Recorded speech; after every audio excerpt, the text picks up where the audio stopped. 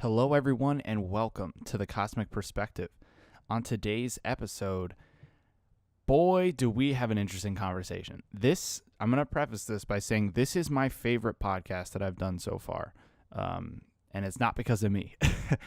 This guest is awesome. His name is Michael, and he is an artist. He does painting with watercolor, acrylics. I actually met him at Joey's art show, which we talk about in the podcast, the Raw Artist Show. And man, we go to some crazy places here. So we'll talk a little bit about the art, and we definitely talk about some of his inspiration.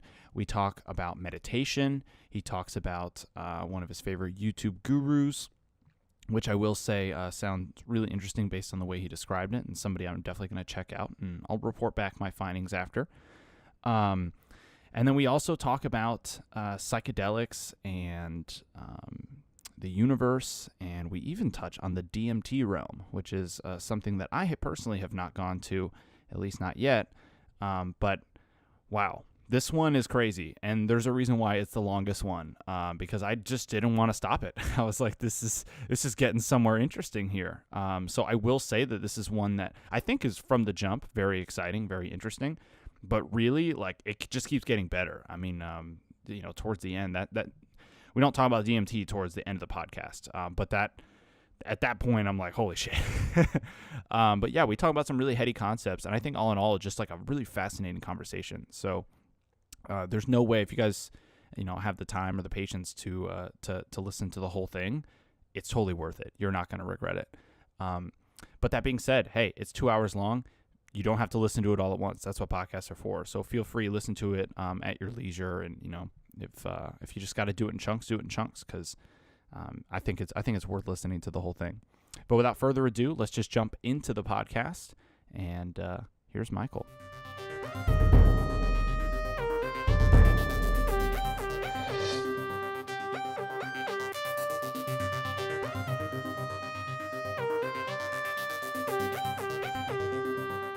Thank you, Michael, for coming on the podcast. Thanks for having me, man. I'm really excited. Yeah, this is a fun one. We've already been having a ton of really interesting conversations today. For sure. So I know that this will be no different than it was before. Definitely. But I do want to talk about a little bit about who you are and how we met. So you are an artist. Yes. And you had some really cool art pieces that I saw at one of Joey's shows, the Raw Artist Show. Thanks, man. And that was actually down the street. Mm-hmm. Down the street from here, and I really want to talk about that pyramid piece, because that one was the one that to me stuck out as one of my favorites. The pyramid piece. Yeah. What do you call it?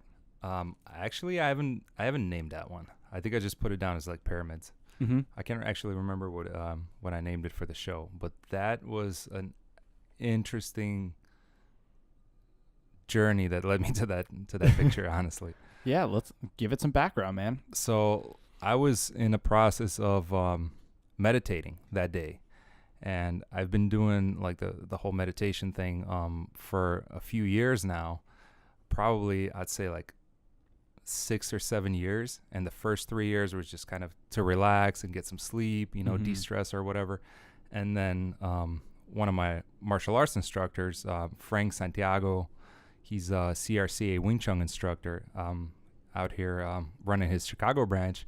He taught me how to meditate. I was going through some stuff, just stressing a lot, going through like, just past bullshit and stuff like that. And so, I'm like, I asked him to teach me how to meditate. Yeah. So this happened like a couple of years after, and I was in like a really deep meditative state. And I think you could say like I astral projected.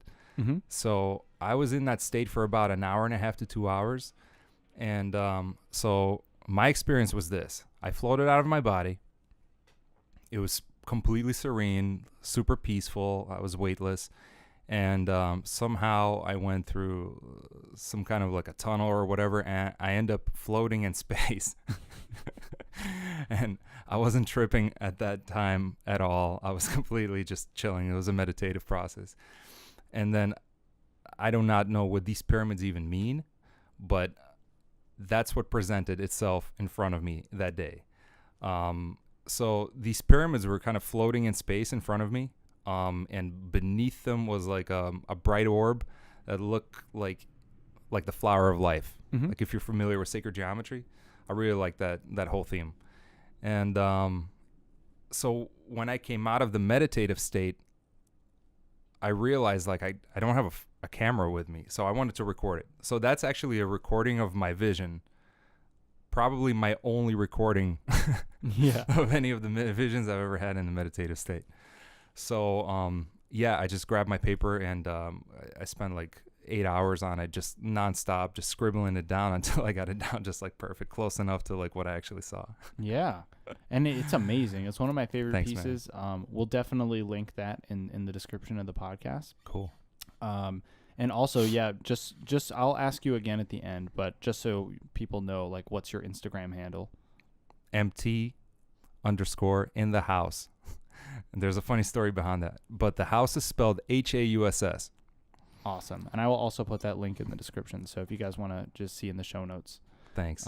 But yes, so amazing. You had several other pieces that were where I think were super interesting, but a lot of them involve like watercolor and acrylic, right? Like you Yes. So kind of mix them. So the pyramids, it was all watercolors. Mm-hmm. Now, like a lot of my stuff kind of like seems to be contradicting itself. A lot of it is like very vibrant colors, watercolors or acrylics, and some stuff is just black ink. Mm-hmm. So I kind of got into that after I did some drawings for a Jack the Ripper book called what is it called? Sherlock Holmes and the Autumn of Terror, by Randy Williams. It's on Amazon. Check it out. Awesome. I'll put that link in there too. Cool. So I actually just started exploring things with black ink, and I started using a brush with it versus like rapidograph pens and stuff like that. Mm-hmm. And it was just like a cool medium that I just wanted to explore more. Yeah. How did you get into art in general? Like just painting and all that? Like were you introduced at a young age? Yeah, actually, like my mother, she was like an amazing artist. Like a lot of her drawings were just like hyper realistic. Like she would do portraits of like family members or whatever, and you could not tell a difference. It looked like a photograph. It was just done with like a number 2 pencil on a sketchbook pad. Wow. Yeah, so like that was actually my outlet as a kid because I used to have a lot of anxiety, and so I would just that was my escape. And yeah, I just used to sketch as a kid, and I always liked it. And like around high school, there was like a long break. Mm-hmm. I actually didn't do any kind of drawing except for like some doodling every once in a while for like at least like 10 years. Like it was the dark period in my life. Yeah. So I didn't feel like doing any of that at all. And I just recently like really, really got back into it. Like the last couple of years, like that's what I've been drawn to. I was going to say, you can't tell that you took time off because it definitely, looks like to me like years of experience. Thanks, man. You're too kind. Yeah, no, I dug it. I mean, there's a reason why. Me. Well, there's a reason why I even like I went up to you and like asked you about it and stuff because I was like genuinely interested, and I definitely got some psychedelic vibes when I was seeing it. I was like, this guy trips. That's actually funny. Like none of those like pictures like that I did, they do have that vibe definitely. Mm-hmm. But I never actually tripped like during the process. Yeah, I've tripped before and after. Mm-hmm. Yeah. But none of it was actually inspired like by like something I saw while I was tripping. It was mainly meditation. It was mainly meditation, yeah. And it's pretty bizarre. Like when I started researching more on like the meditative process and just I'm gonna talk on just the physiological aspect of it, mm-hmm. like things like, for example, like psychedelics and DMT. If I'm not too off from my research, like your brain produces those chemicals. Like DMT is produced by the pineal gland, which is like, it's also called like the third eye and your intuition, and yeah, I don't know if that's ever been confirmed, but that definitely is said. Like it, I don't know if we've ever fully been able to prove that because it's very hard to prove. That's true in the brain, right? No, that's totally true. It makes a lot of sense what you're saying. There's this one thing that like I looked up this thing online one time. I was researching about the third eye and all that stuff, and so I guess scientists found retinal tissue on the pineal gland, which is the same retinal tissue that in your eyes. That's in your eyes. So it actually it's a literal third eye. It's a literal eye inside your fucking skull. which back to the pyramids explains kind of like Egyptians were, they were very into the pineal gland and they thought it was a third eye. This goes back really far. So it's not surprising that people would think that DMT is produced in there. I don't know if we have evidence. I mean, I could try looking it up and see, but I know that is commonly said, and it is something that sounds interesting to me. It sounds believable. Okay. Yeah, definitely. It doesn't sound outside of the realm of possibility. Yeah, I think I've done some research online, and it was said that like when a person dies, and they have, or like when people had out of body experiences when they died and came back, like they were revived at the hospital or whatever. Like it's been documented, I guess, that there's been like a huge release of DMT in the pineal gland at that time. I'm not sure if like I'm 100% correct on that. Yeah. but, I mean, hey, I'm looking at your Google search. It looks like it's confirming it. Yeah, I mean, you're gonna get, like, no matter what you Google, you're gonna get fucking confirmation bias. That's so true. It's like, oh, I want this to be true. Yeah, it's like, I want this to be true. Okay, I'm gonna type it this way, and then if I don't care, then I'll type it another way. Disclaimer: I'm not an expert on meditation. I've just been doing it consistently with guidance of my instructor, and just kind of progressing on my journey. Yeah, and it's been like an awesome healing and just like a very deep self-discovery journey. Yeah, let's talk about meditation a little bit, because that's something that I've talked about on the podcast with Joey, and I've talked about it in general. Meditation for me allowed me to realize that not every thought I have is how I actually feel. Right? For sure. Not every thought that comes in my brain is really something that I should identify with, and it's allowed me to kind of take a moment and like relaxed and kind of just like, you know what? I'm fine. I'm here. I'm alive. Yeah, exactly. It kind of just like bring me back to center. And I know sometimes I've certainly struggled with a short temper. Oh yeah, I've been there. Yeah, and I definitely think, I mean, anybody who met me years ago compared to meeting me now, I think they would see it. There has definitely been a shift. I am nowhere near that. I still am very passionate. I could still get like, get fucking angry, But you're not a loose cannon. But I'm not a loose cannon. Yeah, I don't jump straight to that anymore. It usually would take a reason for me to like actually be valid in being angry. Totally. I could totally relate to that. Like, not to cut you off, but I could totally relate to that. Like, just like a quick, like, short story, like why I decided to dwell into like meditation in the first place. It actually just kind of presented itself to me when I really needed it. It's funny how it actually came about. Maybe it was manifested. Who knows? Law of attraction. Yeah. Maybe. Asking I don't you know. Shall receive. Correct. Be careful what you ask for. Exactly. The universe is listening. So like, I had a lot of just like insecurities as a child. There was the whole spiel about the rough upbringing and all that stuff. So I didn't realize how much like trauma happened as a kid that I completely it's suppressed, and I completely ignored it, and just like out of ignorance also. Like ignorance is a huge factor in it. I think like when trauma or things happen in the past. So not to like cry about it, but it happened. I'm just acknowledging it.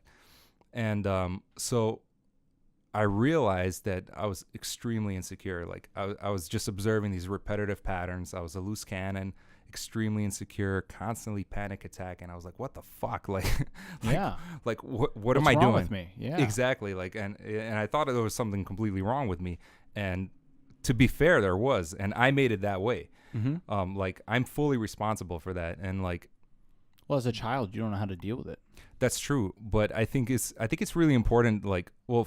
In my journey anyway, it was important when I realized that I was like about 24, 25, like when I realized I'm hitting complete rock bottom, like I'm stuck in life, and like my health is deteriorating, like mentally I'm a complete fucking mess. Yeah. And like you were saying too, like a loose cannon, like anything could trigger me, like road raging, just things like that. And it all really came from like a lot of fears and like insecurities, feeling small and weak, and then just kind of like overcompensating by appearing strong or whatever, stuff like that. You're reverting back to that inner helpless child where you didn't know how to deal with the situation, and so then you kind of manifest that in your future development because that's just what you learned at an impressionable age. Yeah, I mean that might have been it. So what happened was how the meditation thing came about. Like I was working a construction job and I hurt my back really badly. Like I couldn't walk for a while. I just like lifted some things that I shouldn't have because I thought I was Mr. Macho. We've all been there. You know what I mean? And then, so I went to this doc, and he was this really awesome doc. He was a Chinese medicine doc, and he kind of, he was really deep into like, at least like fundamentals of Qigong, which is like a Chinese medicine that was derived from yoga many years ago, when yoga was brought over to China. So it's basically, he introduced me to some forms and movements and like, you know, acupuncture and, you know, all that stuff that I didn't really know anything about. But I was really at that point, like I was seeking answers. You're like, something's got to help me here. Yeah, something is wrong. And like I just couldn't figure it out. And I was like in such a deep victim state too. I didn't realize I was actually doing it. I was completely unaware of myself. Like really like the root of like all the bullshit that I built in the past was complete lack of self-awareness and running away. But I didn't know I was doing it. Yeah, you were building up this like facade, and you were unaware that that's what it was. You didn't even know it was a facade. Totally. I was a fake bastard. I was a total poser.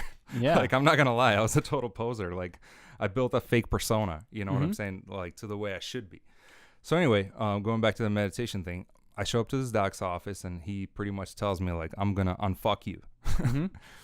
But you're a mess. Like, he told me that immediately. He's like, I don't know if you realize how much of a mess you are, but I'd really like you to try meditating because like you're not sleeping, all those things, you know. And he kind of taught me a little bit, you know, do a little relaxed breathing, deep breathing, just like a really gentle ease into the process. And I like immediately, at first it was actually a little hard for me because there was all this mind chatter. Later I discovered like Buddhists were, I guess they call it the monkey mind. You know, it's like all the background subconscious mind chatter just kind of comes up when you relax enough. So anyway, so I got into it, and immediately I started seeing like these visuals and just lots of vibrant colors. I didn't know what the hell they were. Later he described it as, you know, you're observing your own aura, you know, things like that, you know, and just like all these like kind of woo-woo mystical terms, which I think they like, I really like to describe these things in also like mortal language, you know, regular terminology that anyone can understand. Like there's a reason why they happen. They seem like psychedelic trips, but there's a lot in your subconscious that kind of presents itself.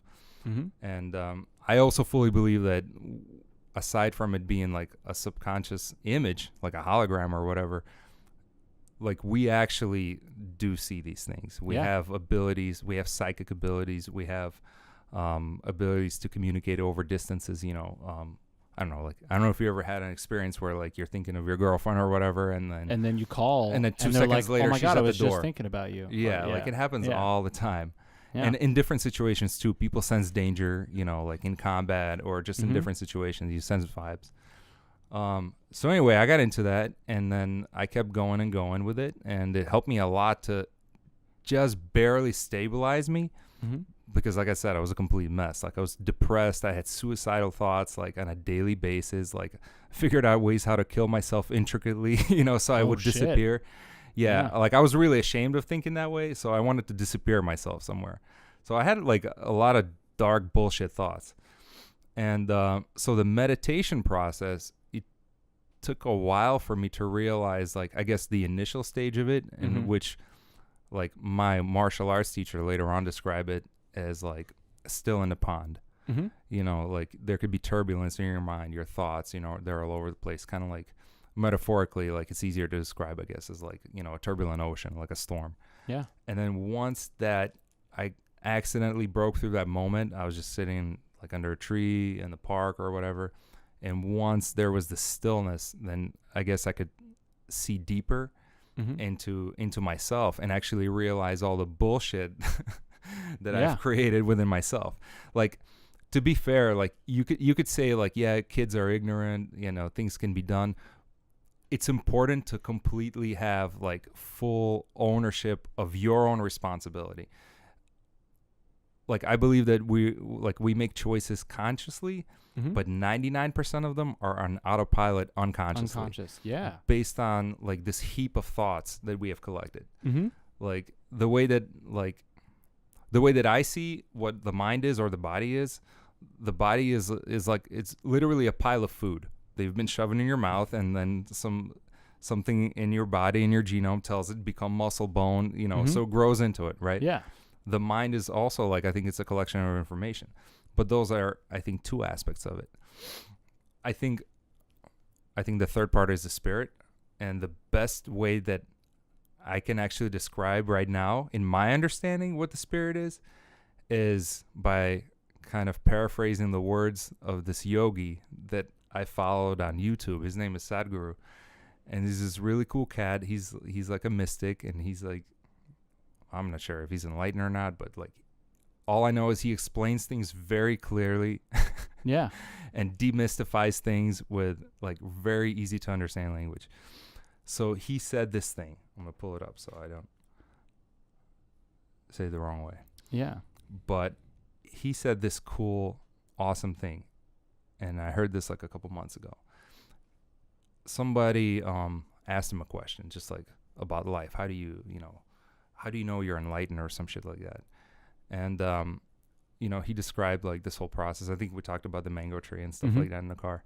But as far as describing what the third part of you is, like the spirit part, he asked a question, like, and it was a very poignant question, I think. He said, what do you think you are?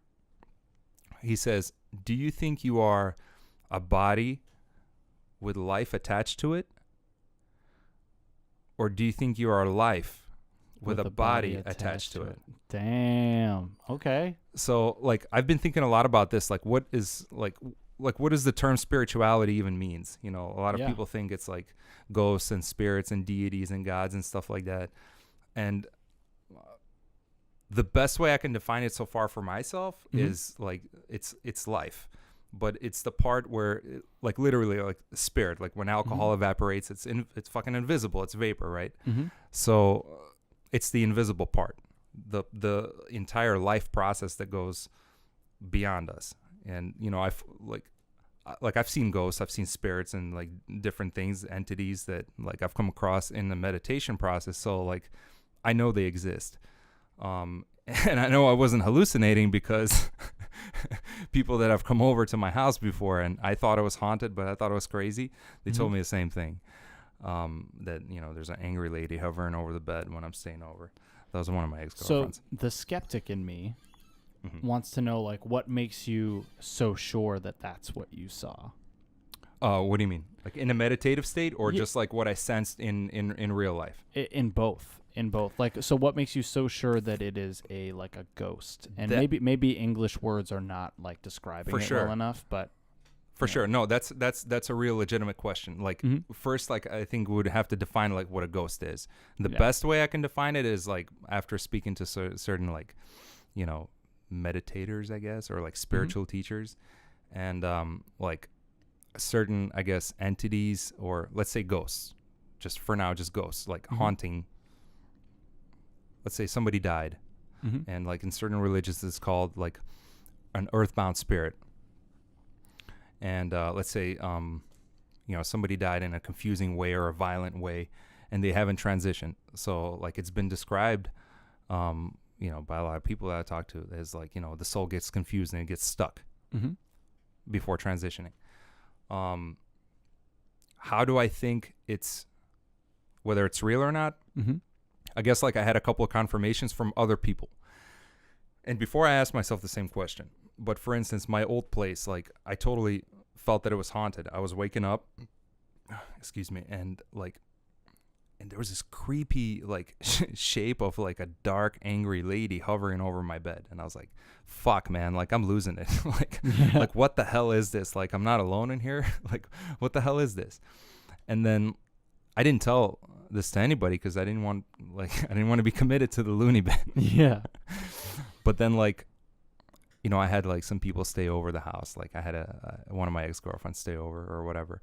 And then she told me immediately, like on the first night she stayed over at the new place, she was like, dude, like I've been creeped out all night long. This weird, dark lady looking shape keeps hovering over the bed every time I wake up. So it's like, okay, so we both experienced the same thing.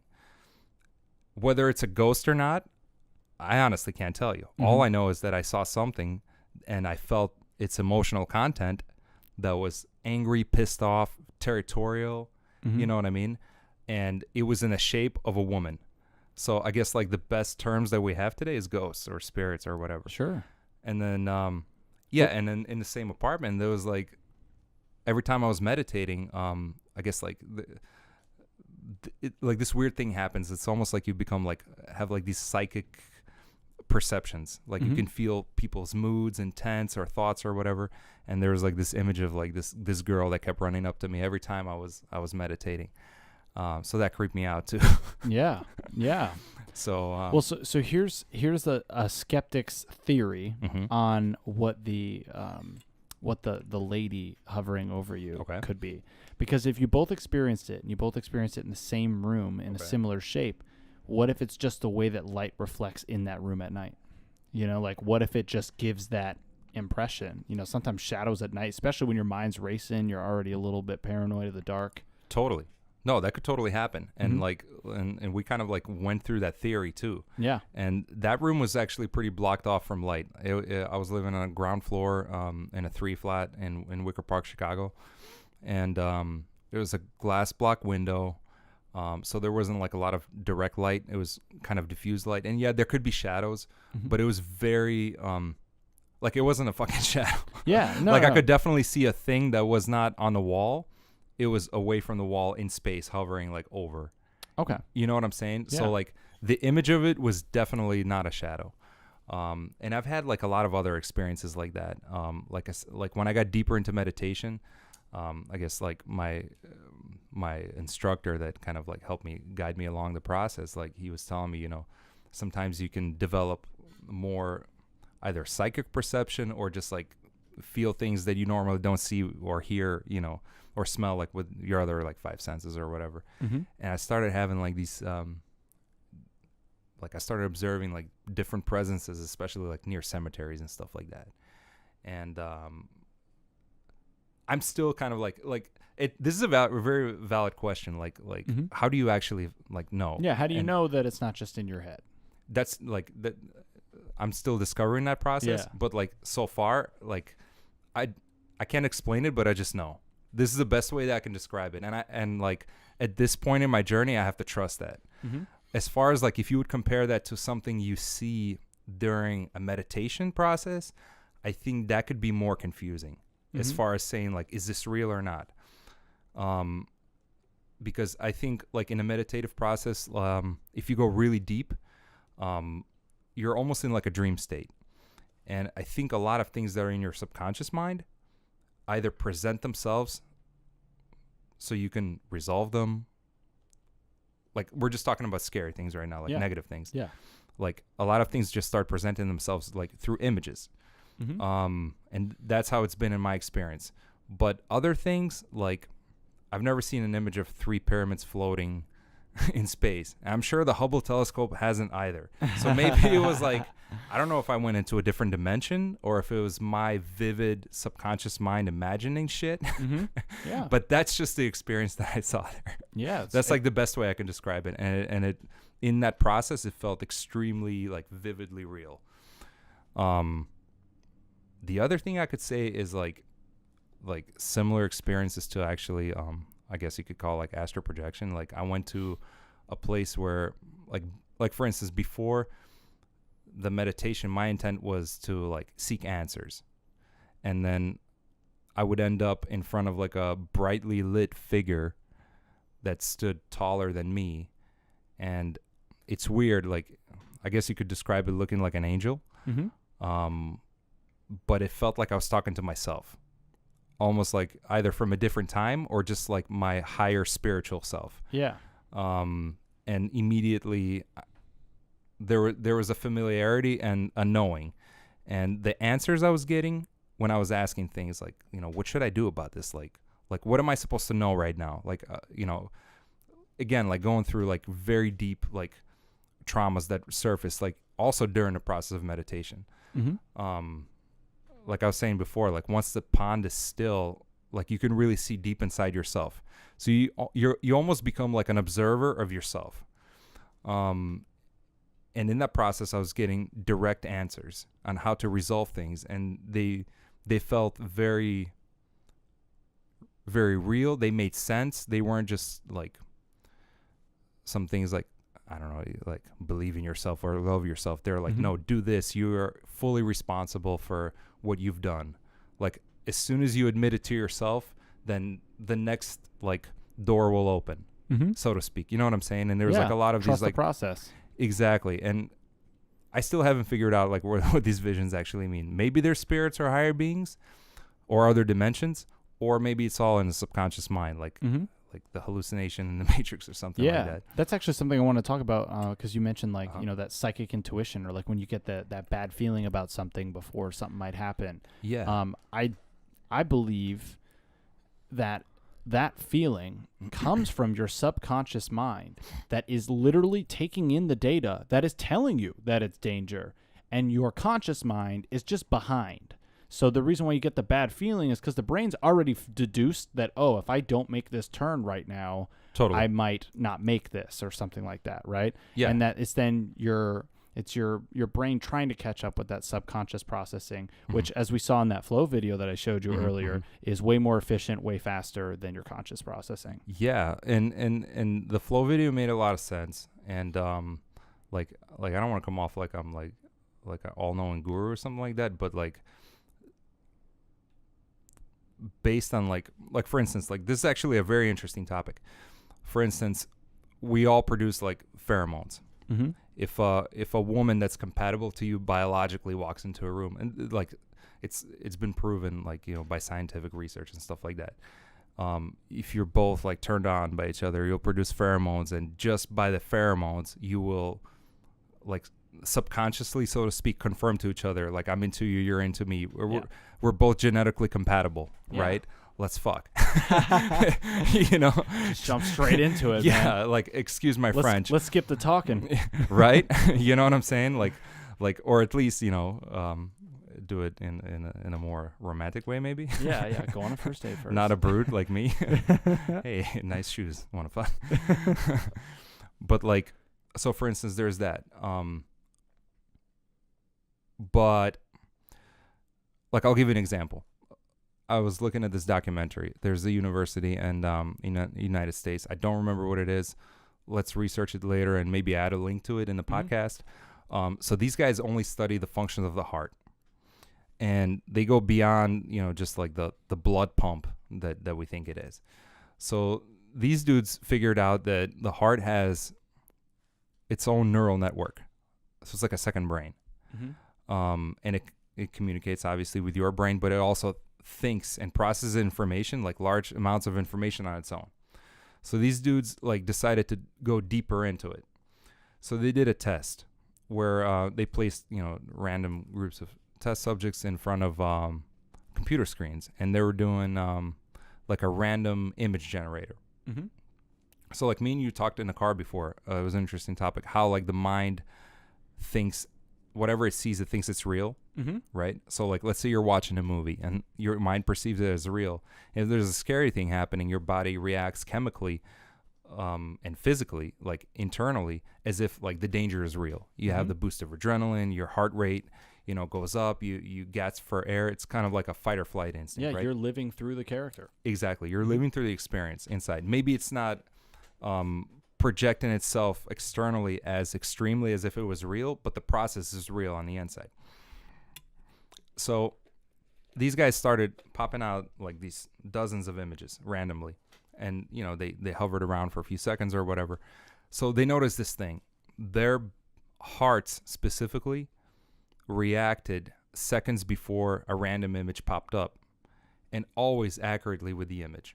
So for instance, something lovely pops up, like a romantic, image, or a pretty girl or whatever. The heart changes behavior according to that image, but before the image popped up. Or if there was something gory, like completely random, the heart would go into a distress, I guess, mode in the process. And then they started going deeper into it, and they realized that, like, well, like, for lack of better terms, that like it sees into the future. It's intuitive before the event happens. How it happens, I have like some ideas, but my But knowledge we is don't know. extremely limited. Yeah. Like for instance, like when you look deeper into like, quantum physics and subatomic particles and stuff like that, like scientists, or like, I don't know how you call these guys, quantum physicists. Yeah. I mean, you could call them, quantum physicists. I mean, really just physicists in general, probably. Smartest people on Earth. Yeah. Yeah. So Aliens, basically. Correct. So they saw that like the matter in which you observe a particle, it changes its behavior just based on your observance, and then just like things like that at a distance, and pretty much they started confirming that things are more connected than we actually think they are.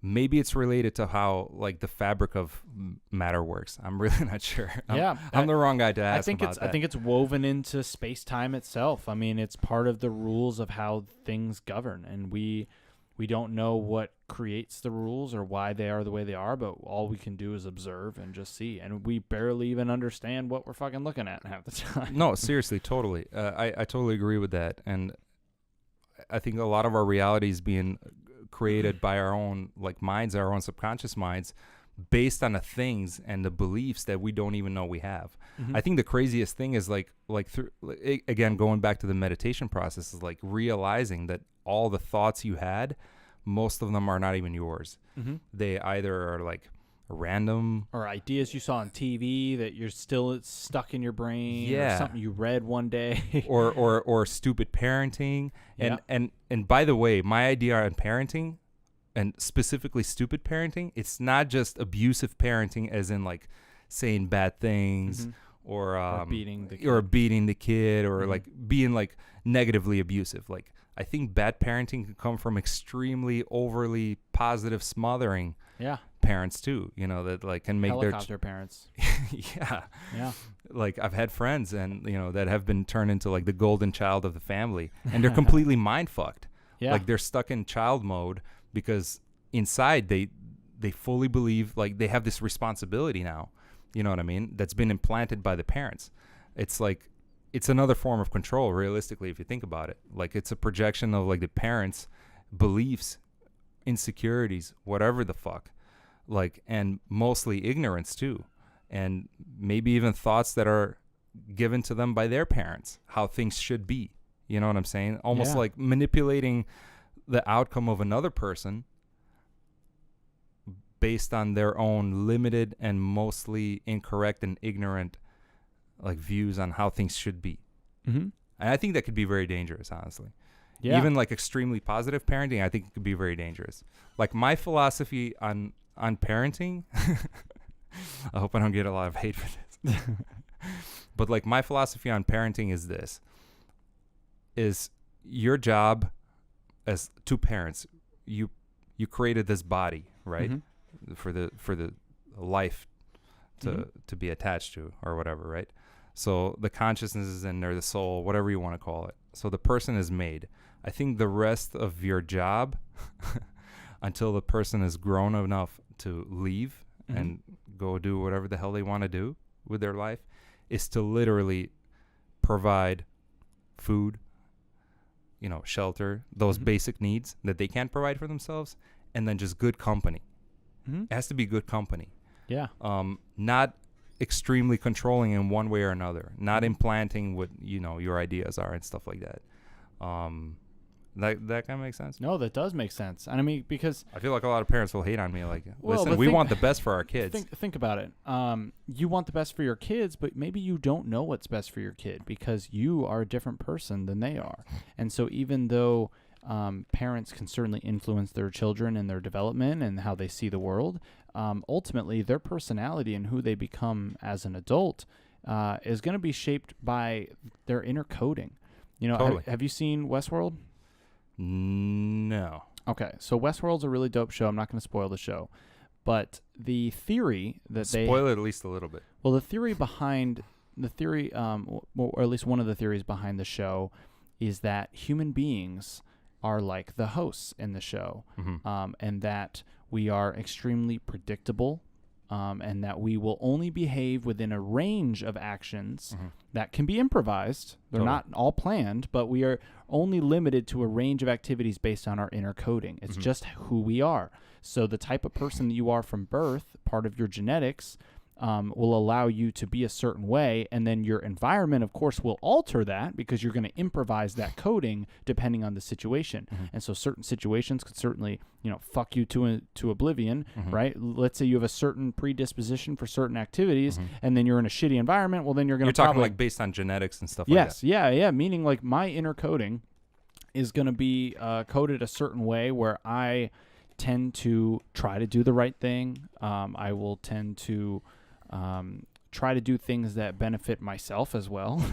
Yeah. Like certain activities like that. And then if you change my environment, I will act a certain way pretty predictably in any of those environments. The environment will change the outcome, of course, and it's obviously an influence. Mhm. But I think to a degree, there is some programming that we have that is kind of an unchangeable thing, although we as people are changeable, but within this maximum range of choices. I totally, I kind of understand what you're saying. It's almost like it's like a duality of the concept of like you're limitless, possibilities are endless and stuff like that, but you have two arms and two legs. Yeah, but you you're limitless and you can make any decision you want, but based on who you are, you're probably only going to make these decisions from this range to this range. That's true. Yeah. I that makes a lot of sense. Like I read a lot into this and like different types of memory. Mm-hmm. And so like, and what I'm going to say like makes a ton of sense as far as like what you just said, mm-hmm. your predictability. And I think that a lot of that goes into like the primal nature coding. Like for instance, like, God, what's the best way to explain it? Like your body has a different type of memory than your mind does. Yeah. For instance, your mind, you can literally change your mind really quickly, or you can let a thought go. But your physical body has a much long-term memory. Yeah. So I've like, heard like Go ahead. exercising, right? Yeah. Like doing certain activities, playing sports. You can develop a certain tendency or a certain way of like swinging the bat, and it is very hard to unfuck bad, bad form, right? Bad muscle memory. Yeah, you have bad muscle memory. Then Yeah, you it's the have same to concept in martial arts. overcome it and retrain it. Yeah, that's totally true. Like for instance, like in martial arts, I've heard this thing repeated a lot. Like to build muscle memory, it takes, let's say, 1,000 repetitions, Mm-hmm. a certain level of it. But if you build wrong muscle memory, it takes 10,000 repetitions to break that old muscle memory. Yep. Because now you have a tendency to do it a certain way. It's like Mhm. you have to unmorph your body and then morph it into another way of doing things.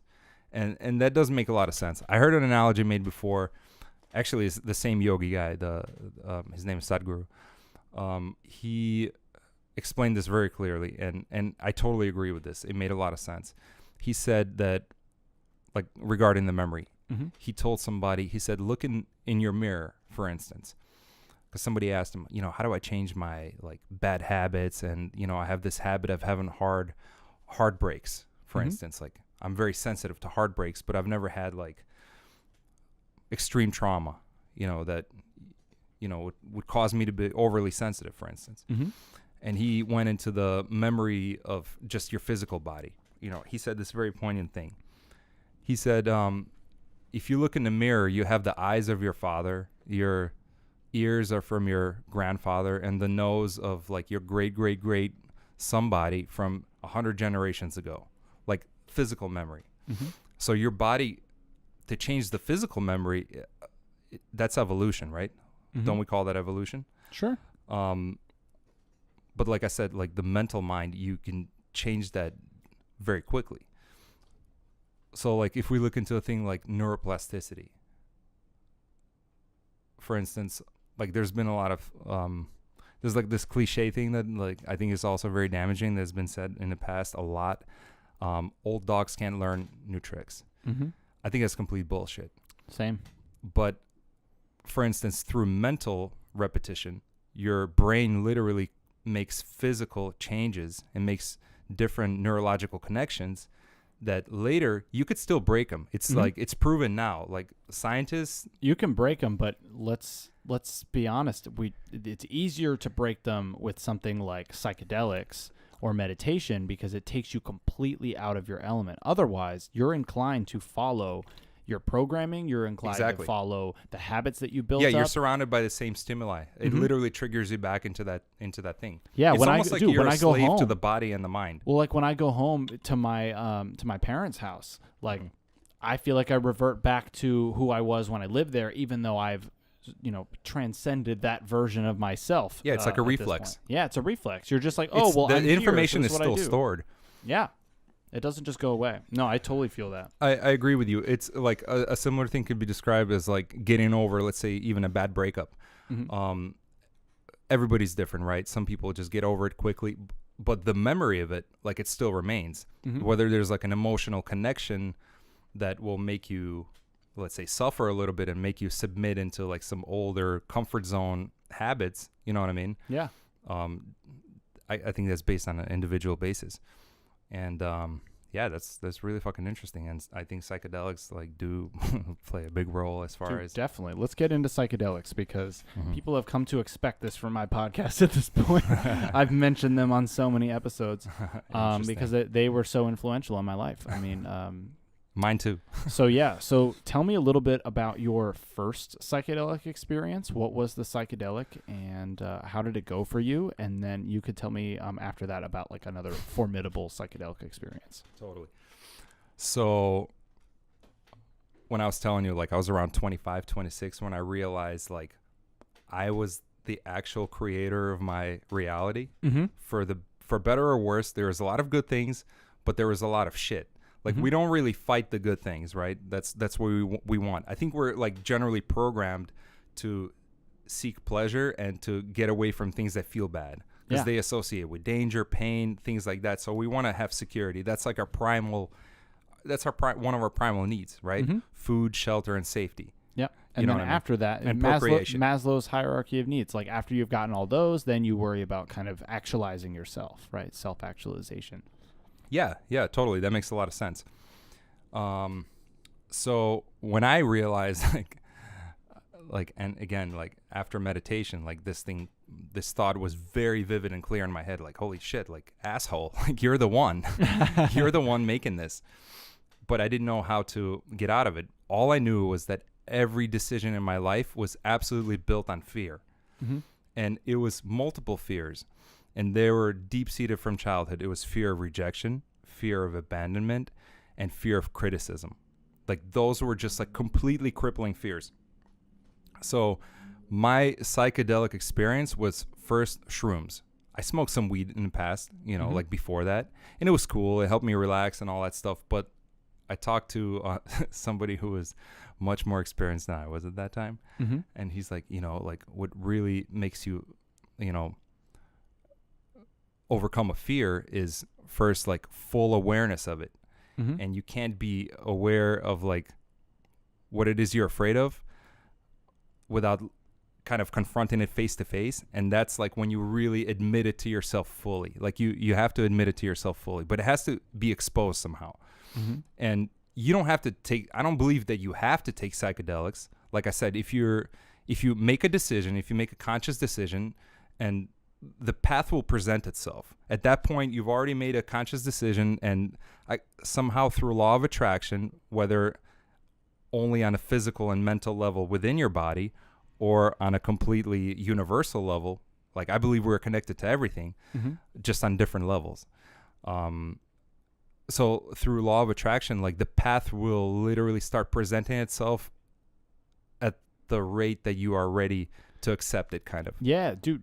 Or based on like what you actually needed, because the universe doesn't give a fuck. Well, it's kind of like a video game in that sense that it's able to. Have you ever played Skyrim? Yes, I have that game. Yeah, so Skyrim like scales to your level. So the enemies will level up based on your level so that you're never just like, certain areas of course are easier than others, but in general it will try to keep the enemies around you at kind of close to your level and enough that you can't just like slaughter them all in one shot, right? Totally. And I think And the so universe they don't whoop your ass all at once too. Yeah, exactly. And I feel like unless you go in an area that you're not ready for. Right. That's true. But I think the universe works the same way. True. Is that it will scale to your... It'll let you know. It will let you know. It'll let you know if you're on the right track, Mm-hmm. because you'll know that you're pushing yourself in a way that you're being challenged. You're certainly pushing yourself outside of your limits, but it shouldn't be so far outside. And if it is, then you're probably going in the wrong direction. Yeah, or you're just not ready for that direction. It's kind of like going into the gym or like, let's say, a Taekwondo class or something like that. And if you stupidly, push yourself too far and go too hard, you'll hurt yourself or hurt somebody else. Like, you have to know how to control your power and actually do things consciously. Like, you have to be the one making a decision deliberately and fully responsible for, like, fully owning any result that comes out of it. Like, you have to be okay with any result. Even like, failure is a big thing. Like, you have to like be completely okay with failure. Fail hard, fail often. Yeah, and even like not to get like super cliche about it, because I feel like a lot of these concepts, like they're thrown out and like people don't really understand what it actually means. Like you have to really kind of pick it apart. It's a surface level definition. Definitely, it's a surface level definition. But once you actually make yourself do it, then you really like realize the essence of it. So anyway, my whole thing with psychedelics was like, well, fuck it. Like, what's the worst that can happen? Like, every person I've ever met, like that was, smoking weed or, doing shrooms, they were always like the chillest people. They were like the least judgmental, the least, even if you call somebody a hippie, like in my mind, if they're happy, then it's cool. Yeah. As long as you're not destroying things, like. Yeah. As long as you're taking care of yourself too. Right. Yeah. Exactly. So I decided to try shrooms. And mind you, at that point, I was afraid of being alone in the house. I'm 26 years old. I was afraid of the dark. I was afraid of making a decision, even like approaching a girl. Like everything was like a reflex. It was an immediate like panic. Everything means pain. Every decision means pain. So it was like a fucking prison, really. So anyway, my guy, he brought me shrooms. And so what better way to fight fears than to go into the woods at night? Yep. And that's what we did. Jesus. And it was an awesome experience. That's a hell of a first location, though. Set and setting, man. Totally. And so here's what happened. I took a giant handful of shrooms, and later he informed me after, like, I swallowed the shrooms. He said, this is actually a double dose. I wanted to make sure that you really face your fears. I'm like, thanks, asshole. You're like, come on, man. I'm not prepared for this shit. I'm like, okay, cool. I guess I'm going for a ride. They call it a trip or something, right? Yeah. So maybe I am going for like a road trip. So we go into the woods in like the northwest suburbs of Chicago. I think it was in Downers Grove. And it was like a little haven. Like, you can't see it from the road, but there's like a lake and there's like little lilies and storks walking around. It's like, it's very romantic. It's like Alice in Wonderland. Yeah, so that actually is a perfect setting then. Totally. Yeah. And so we went to this place, and it was a chill night and stuff like that. And there's this little hill surrounded by giant oak trees overlooking this little pond. So as we sat down, I'm like, you know what, man? I think I'm going to take a nap. And later I realized how like random that was. Like, I would never do that. I'm like, I think it's time to take a nap because the sky is turning like a different color. It's like starting to get red and everything's black and white. I'm like, okay, cool. So my friend walks away, and I just like, it's completely normal to take a nap in the woods on a bench. Like, why wouldn't you? So I lay down on this bench, and immediately I go into like this dream state. And mind you, like, I think it's extremely important to be aware of your intent. Like, you have to really ask yourself, what the fuck is my intent behind this? Am I using this as escape, or let's say just fun? Fun is cool too. Like if it makes you feel good, fucking I'm all for it. Yeah, as long as you're not just like avoiding something. Right, exactly. If it leads you deep into denial, but covered in this chocolatey layer of fun, then it might not be good. It'll create like a fallacy in your mind. Yeah, totally. Almost like a fake reality. So anyway, so I go into this thing and I'm like, okay, whatever comes out of this, because he described it to me like your fears will become like a visual. There's going to be a visual representation of whatever it is you're feeling. Like your emotional content will spill out in like almost like a movie. So if you're afraid of something, a monster might pop out. If you're in love, lovely things will pop out, right? So anyway, I go into this dream and I'm falling into this like weird tunnel, and these crazy like scary faces started coming out of me, and like they're snarling and stuff like that. And I'm in a state of pure observance at that time. I don't know how long this went on for, but like we took shrooms at about 9:00 at night. So I wake up completely peaceful. My pupils are like the size of dinner plates because I took like more shrooms than I probably should have for my first experience. And then and I'm looking around, I'm like, wow, like I can hear everything, I could see everything. Like nature is so beautiful, like I could smell everything. This is dope. This is a dope experience. And like I could hear things from far away, bugs crawling in the trees, blades of grass touching each other in the wind, like really just vividly. Maybe I hallucinated some of it, but like it was fucking real to me. It felt real as fuck, yeah, in the moment. Completely. And then, my homie shows up like a little bit later with a giant stick. And I'm like, dude, what are you doing with the stick? He's like, well, I don't know what you're going to do.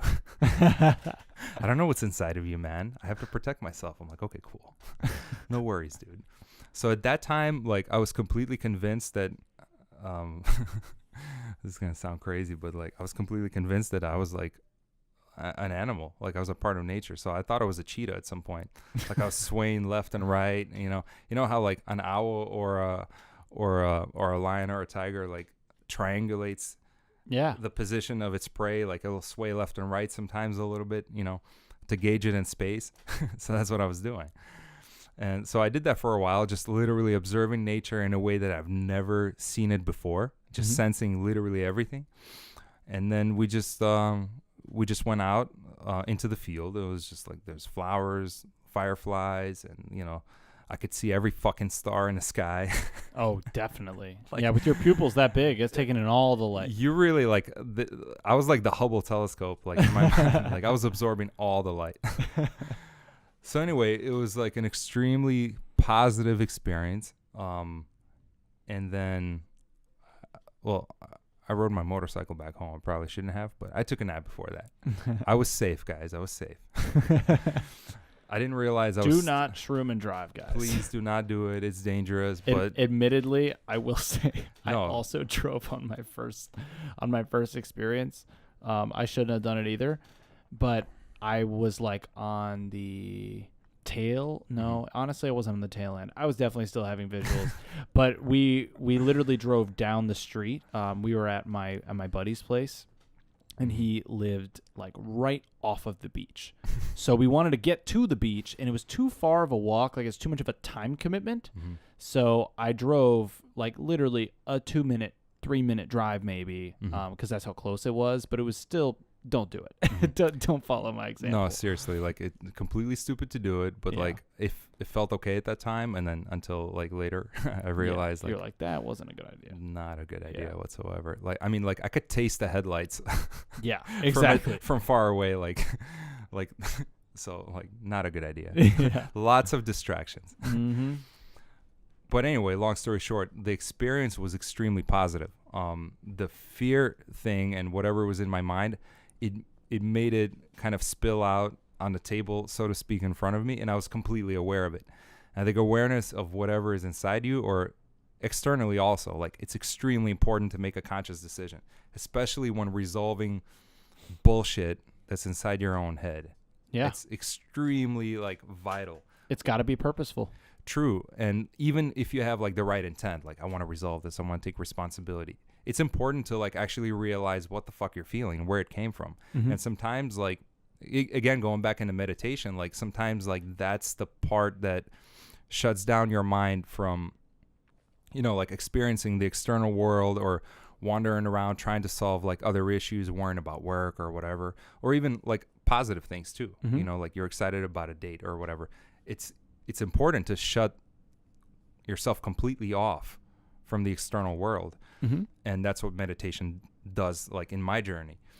And so what happened was all those things became extremely clear to me. And my intent was also clear to me. Like I became ready to, like, I almost like submitted to become a complete student. Like I realized that I was a shitty student of life, like completely shitty. Like I was cheating through life pretty much by running away and copying off of other people's tests. Yeah.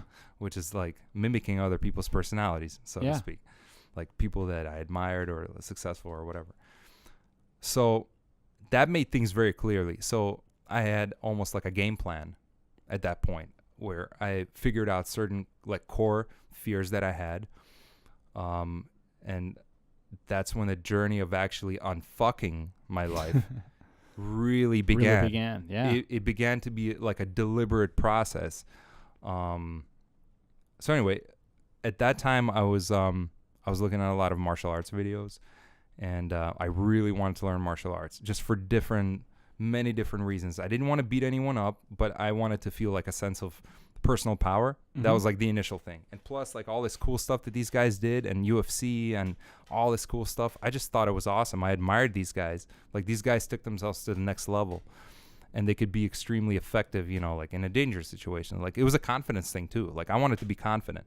I didn't know what it felt like to be confident, except for like when I drew and I got some like pat on my back or a compliment, like it felt nice, but it never really felt like confidence, where it's like you don't really need the pat on your back. It's a nice thing. It's a nice thing. It feels good. It like reinforces that you're doing the right thing, but you need to get that satisfaction from yourself. Yeah, it's almost like a form of self-validation. And like I absolutely don't agree when people say like I don't need a validation from the external world. I think that's complete bullshit. I think that's one of our core social needs. We're social beings. Yeah, validation is extremely important. It's literally designating you.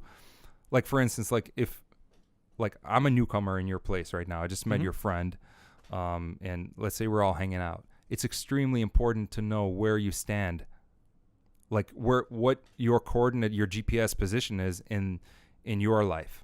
Yeah. For me, it's very important. Like, for instance, I'll give my friends all the freedom in the world to like decide for themselves if they, you know, think I'm an asshole or they just don't want to see me, or if they like me.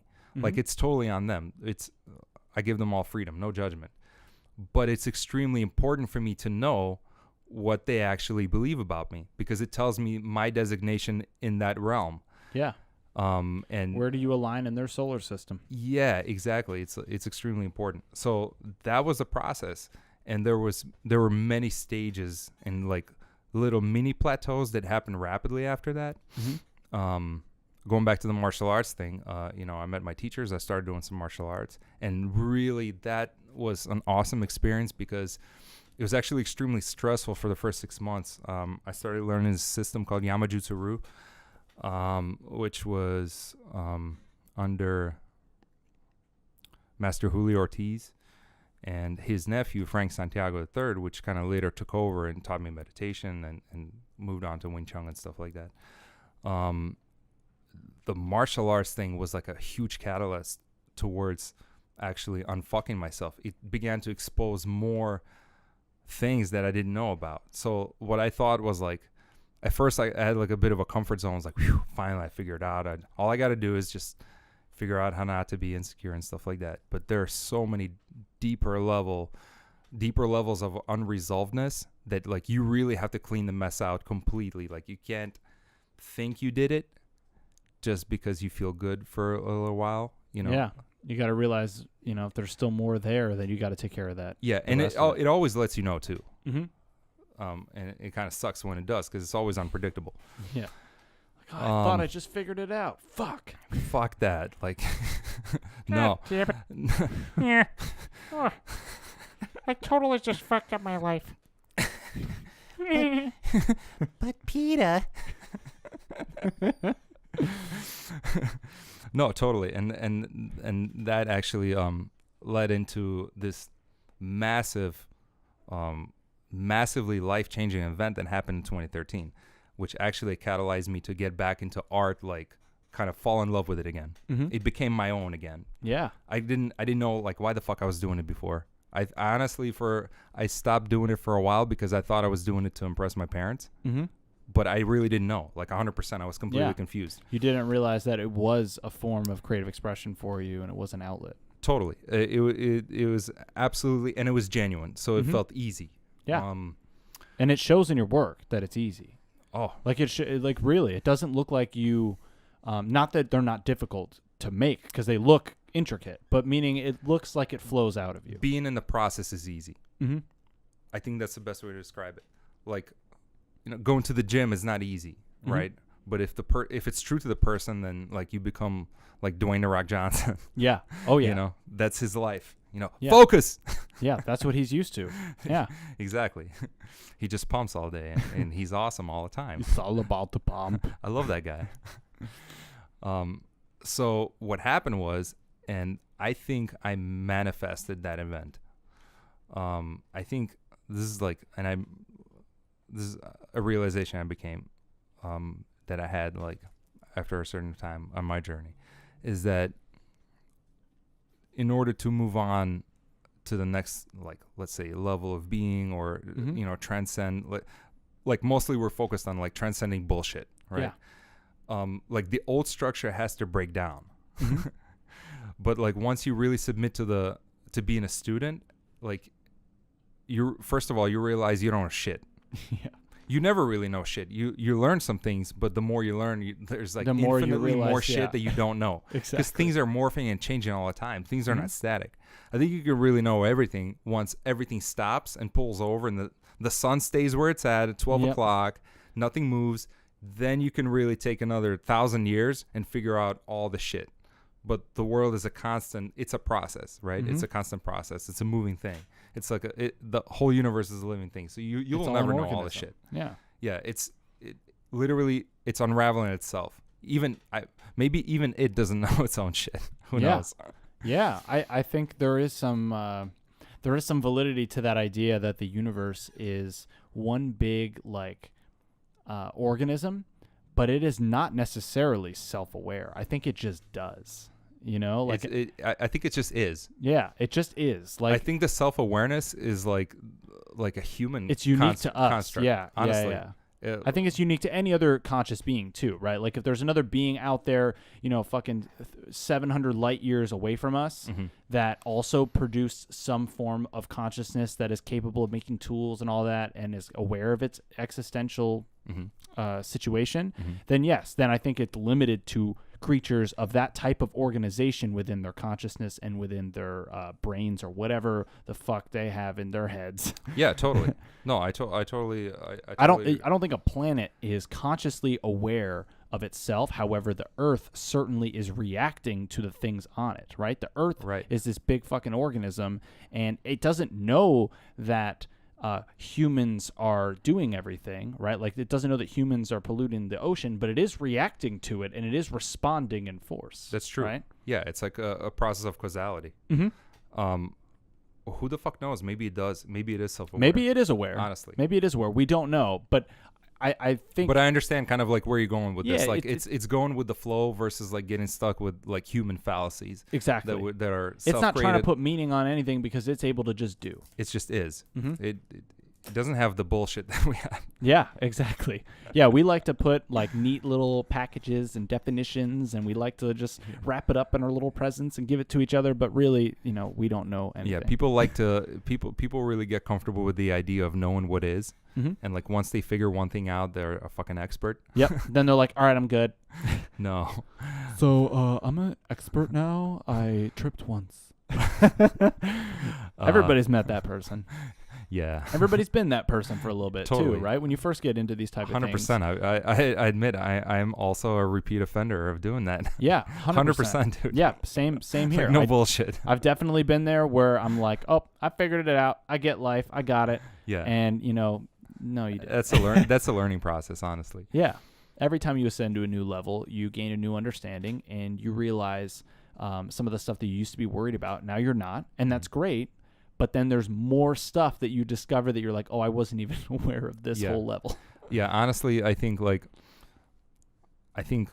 even like what it means to be enlightened, like we talked about that earlier before. Mm-hmm. I think it is the complete awareness of those things, but they have, like, you're not attached to the control aspect, like what the primal person wants to do, what the intellect wants to do.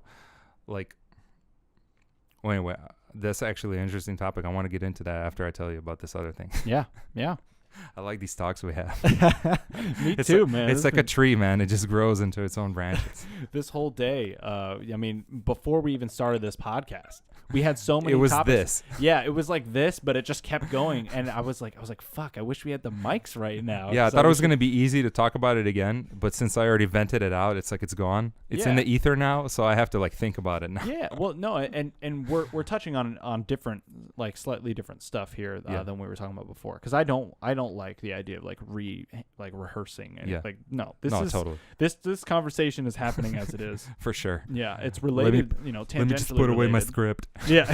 Hold on a second. What was my line on page 37? Line? Cut. Yeah. We're going to have to wrap this up. Yeah. But going back to like the whole the process after the psychedelic mushroom trip and all that stuff. So I only had that once. Mm-hmm. Until like recently, like, I by chance I acquired some and I tried, but I went a different route. I did like a bit of a microdose. Mm-hmm. I've seen how people do it and certain I've talked about that on the podcast. Yeah, like I think it's like a hugely beneficial thing. Mm-hmm. Same. But this is how I got into that. Got to this point. So I believe that I'm manifested an event. And I at that time, like, I was in martial arts, blah blah. I'm having a great time. I'm going to school. I'm in love. I'm coming home. To visit my girl at that time.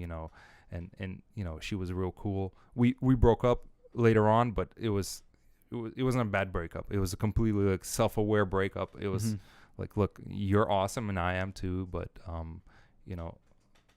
you would be better like if you did your own thing. And I would be too, like we'd tear each other apart, like in two different directions. Sure. But anyway, that's a beautiful thing when it works out that way.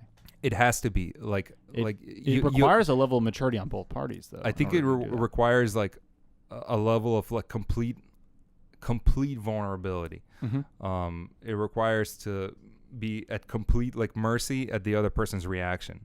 Yeah. But I heard like a Buddhist monk say before that like one of our greatest achievements is to be able to enter and exit situations gracefully. Mm-hmm. So that was my attempt at doing that. Yeah. Like not to damage the other person or blame games. It's like we're two different elements. Mm-hmm. And you know what I'm saying? Yeah. But she's still awesome. She's a cool person, honestly. You still in contact with her? We have been in the past. I haven't talked to her in a while. Yeah. But I think it's good to have space. Yeah, for sure. Otherwise, you're going to keep stirring up those same old feelings. Yeah, reflexes and subconscious mind, like it really pop those things back up. You can really relapse, I guess. Yeah. You know, without actually discovering like what your true path would have been. Yeah. And kind of get stuck, not to say like, she's not worthy, but but you get my get point. stuck. You get stuck in past loops. Totally. You can loop it up. Mm-hmm. So anyway, I was on my way home once, and like before that, I was meditating a lot, and I was thinking a lot on like I really want like more freedom. I still felt trapped, even though I discovered this like almost like a little sampler of personal power. Mm-hmm. I was like, fuck, like I can really learn. Yeah. Like I'm, you know what I'm saying? Like life is becoming worthy to me. Yeah. Before I didn't give a fuck about life, honestly. Like I didn't give a shit about it at all. Like even in high school, like I didn't care about school. I thought it was all bullshit, Yeah, which school is bullshit. Completely true. But learning isn't. Right. And like that's exactly it. Like I pretty much gave up on everything at that time. But after like discovering this, I had more realizations at like the different cock blocks that I set up in my life. Pretty much cock blocking myself. And I'm still discovering these like aggressive tendencies. I didn't realize that I was, like controlling to other people. Like even in a relationship, like I didn't realize I was like fucking jealous, and there were still the seeds of fear. Mm-hmm. Like you can chop down the forest, but you really have to like remove the roots. Roots, yeah. Like those fuckers will grow back. Yeah, definitely. You know what I mean? I think the best way I've heard it described is in a book called As a Man Thinketh. I can't remember who the writer is, but it's an awesome book that every fucking person should read. And it describes the nature of thought. And this guy described that each thought is literally a seed, and it pops into your mind either self-created or an assumption, or somebody implants it, when you're vulnerable, like parents. Mm-hmm. Parents. Hey, parents. Don't do it. You don't know what you're planting. It's written by James Allen, though. James Allen, As a Man Thinketh. And what was I going to say? Shoot, I lost my train of thought. No, before that. Shit. I do that sometimes. Trust the process, man. Yeah. Anyway, trust the process. Well, if I remember, I'll get back to it. I had a concussion. I'm about to get into that right now. So I didn't realize I was still like a loose cannon. Like, dude, I was aggressive. Like, I was ready to like still road rage sometimes. I was very impulsive. And I think that goes back into like how the body still retains a lot of reflexes. It's almost like a form of PTSD, you could say. Yeah. Or maybe PTSD functions in a similar way, like a visual or a auditory trigger can bring you right back to that caveman. Yeah, exactly. Monkey mind. Yeah, exactly. Caveman monkey mind, and you just start reacting the same way you reacted like before in a crazy situation. So anyway, I was driving home and I ran over a chunk of metal on the highway 90 by O'Hare, and I started spinning, and it was a gnarly little fishtail. And when I stopped, I didn't realize that because there was a big shoulder, and the shoulder like literally became a tiny skinny little shoulder like right before I stopped my car. Like I was fucking spinning at 80 miles an hour. And right after that, I got rear-ended by 2 cars. So I got hit by a taxi cab. And then a minute later, I got hit by a little SUV. Taxi cab slowed down, so it rocked me, but the SUV knocked me out. And it was lights out. And the journey really began then. And I would not fucking change that event for the world. There was a lot of suffering that happened through that. And by no means am I like self-pitying right now. This was the process. Right? To get you to where you are now. Yeah, this was literally the process of growing the mango tree and handling cow shit to fertilize it, you know what I mean? And sucking at life, digging up earth around it and guarding it from the elements and stuff like that until it starts to bloom. Years later, it produced these big-ass, sweet, juicy mangoes that you would never like even realize that they were there because you're maybe at that point you've never seen a mango tree. Right. So from that, I got rear-ended. I got rocked really hard, and I got TBI from that. Gave you a concussion. Severe concussion. So, like, for months after that, I was blacking out. Like, I was fucking hallucinating visually. I was seeing spots everywhere. One of my eyes was tracking at a different rate than the other eye. So, yeah, like, it was a little crooked. Yeah. Like, one of the docs noticed in physical therapy later. Like, I was super lucky. Don't get me wrong. I was extremely lucky. But I felt, like, completely powerless. And I didn't realize that, like, this was the catalyst to, like... to your transformation. Yeah, for the path to literally present itself in, like, an extremely rapid rate at that point. It's almost like I've been knocking at the door, and then when I least expected it, I was fucking warped into it. And it's like... It almost seems like, you know, when you're really trying to like seek a new way in life, the old structure breaks down in a way that you're not going to know. And a lot of these like processes they really traumatize people, but it could literally be a part of the actual process that is manifesting right now. Like all the good shit. Like for instance, like if you're trying to manifest like a good job or a good career, but you're stuck in one, that fucking career has to break down or transcend in a way that's suitable to fit this new thing that you've envisioned that you want to manifest, especially if it's true to you. And by that, I mean the thing that makes you feel completely alive.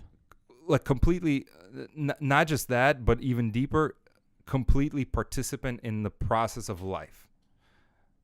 Not, you know what I'm saying? Like completely present in the moment within the process of life and actually sensing it and experiencing it and being aware of it. Not just passively rolling through it, but actively and consciously being a part of it. Okay. Exactly. Being like a team player of life, so to speak, in like a metaphorical term, I guess. And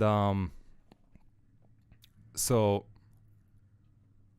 I'm going back to my martial arts class, like wobbling, you know, like 6 months later and stuff like that. And I realized like I'm more fucked up than I thought I was. Like I'm still like, I'm unable to sleep, work.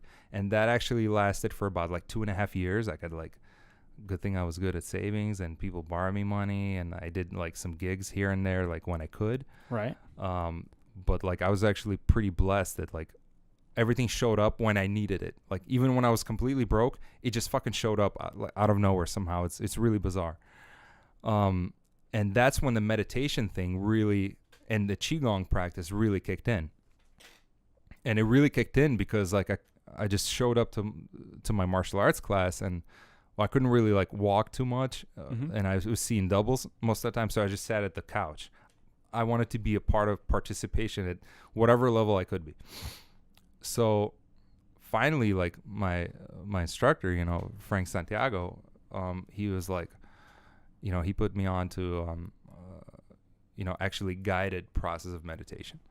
And it all started with just like laying down on the floor and relaxed breathing and listening to these binaural beats designed for meditation called Zen 12.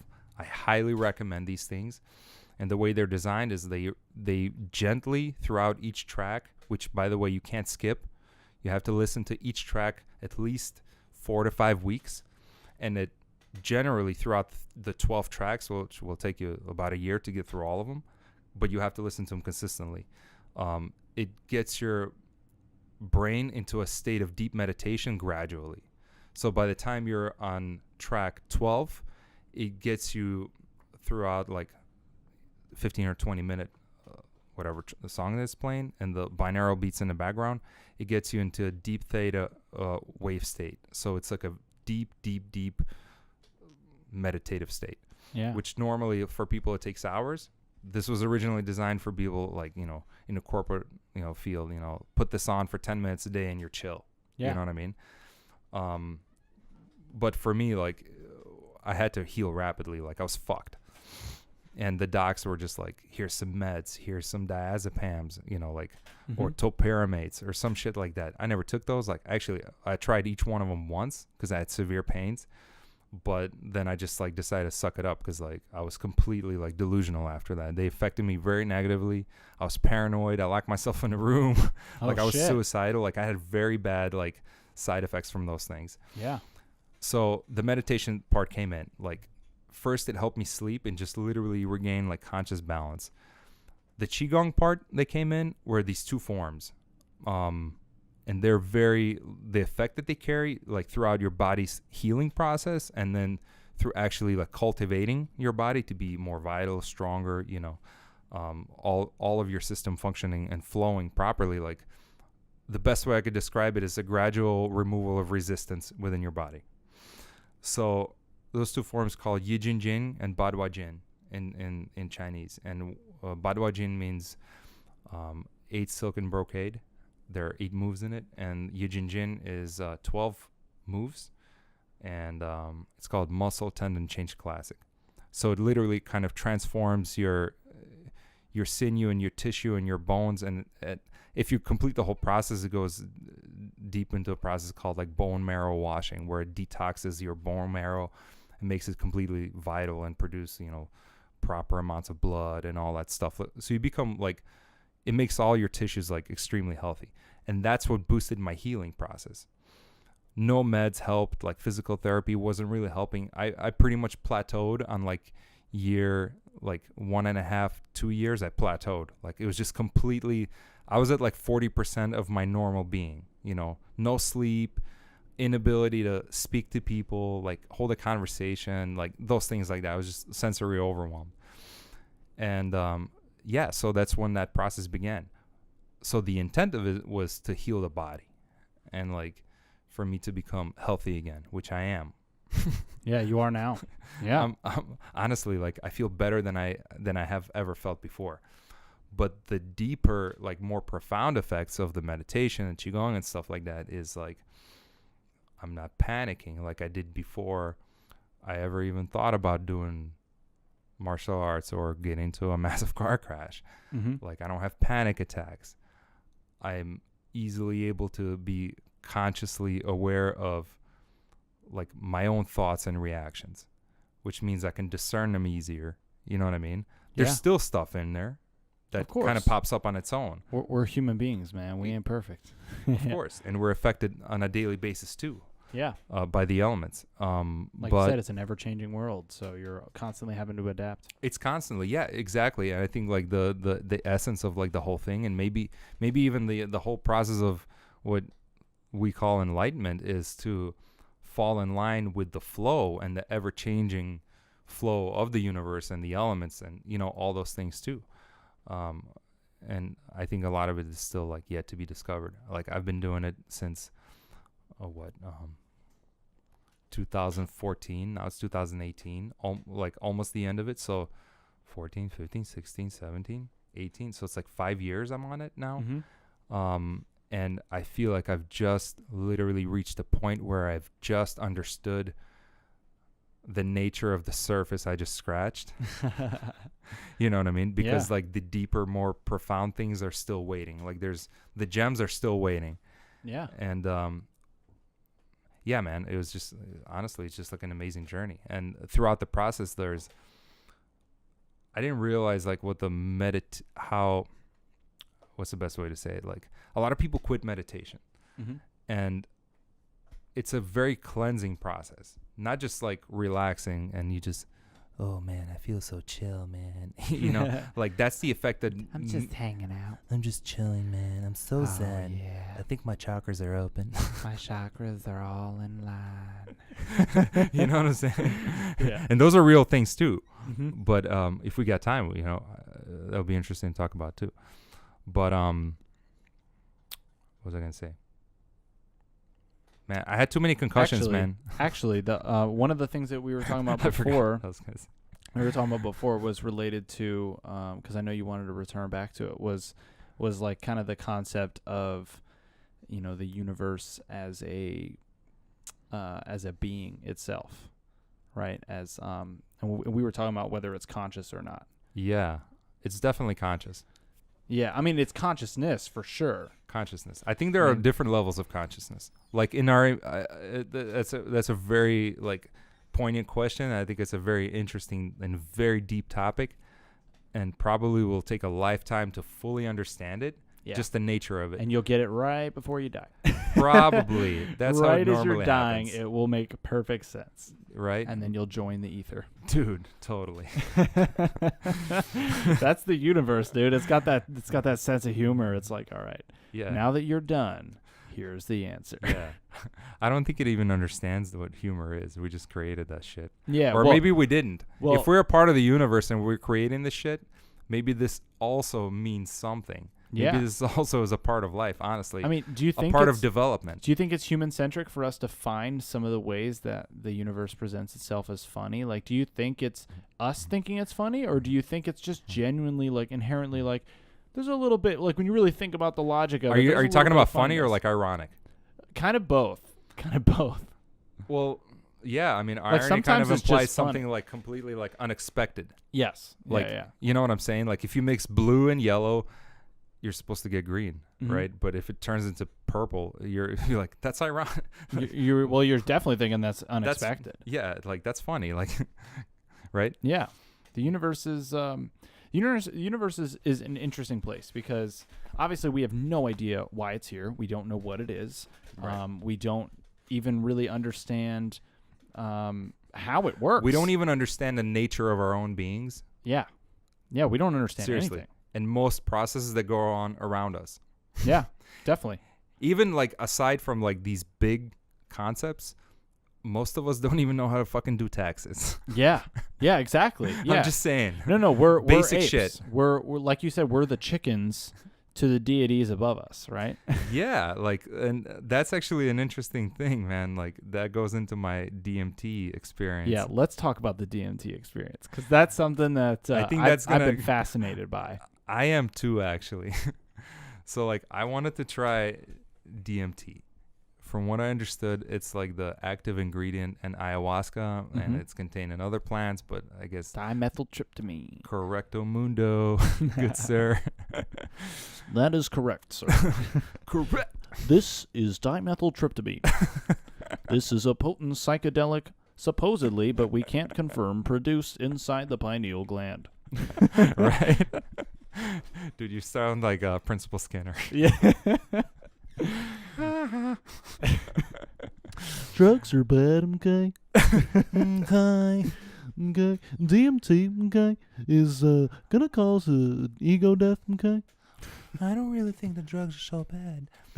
Matter of fact, why don't you go down to my cellar? I got some popsicles, and maybe we can talk about these drugs together. Well, I don't know if I can do that.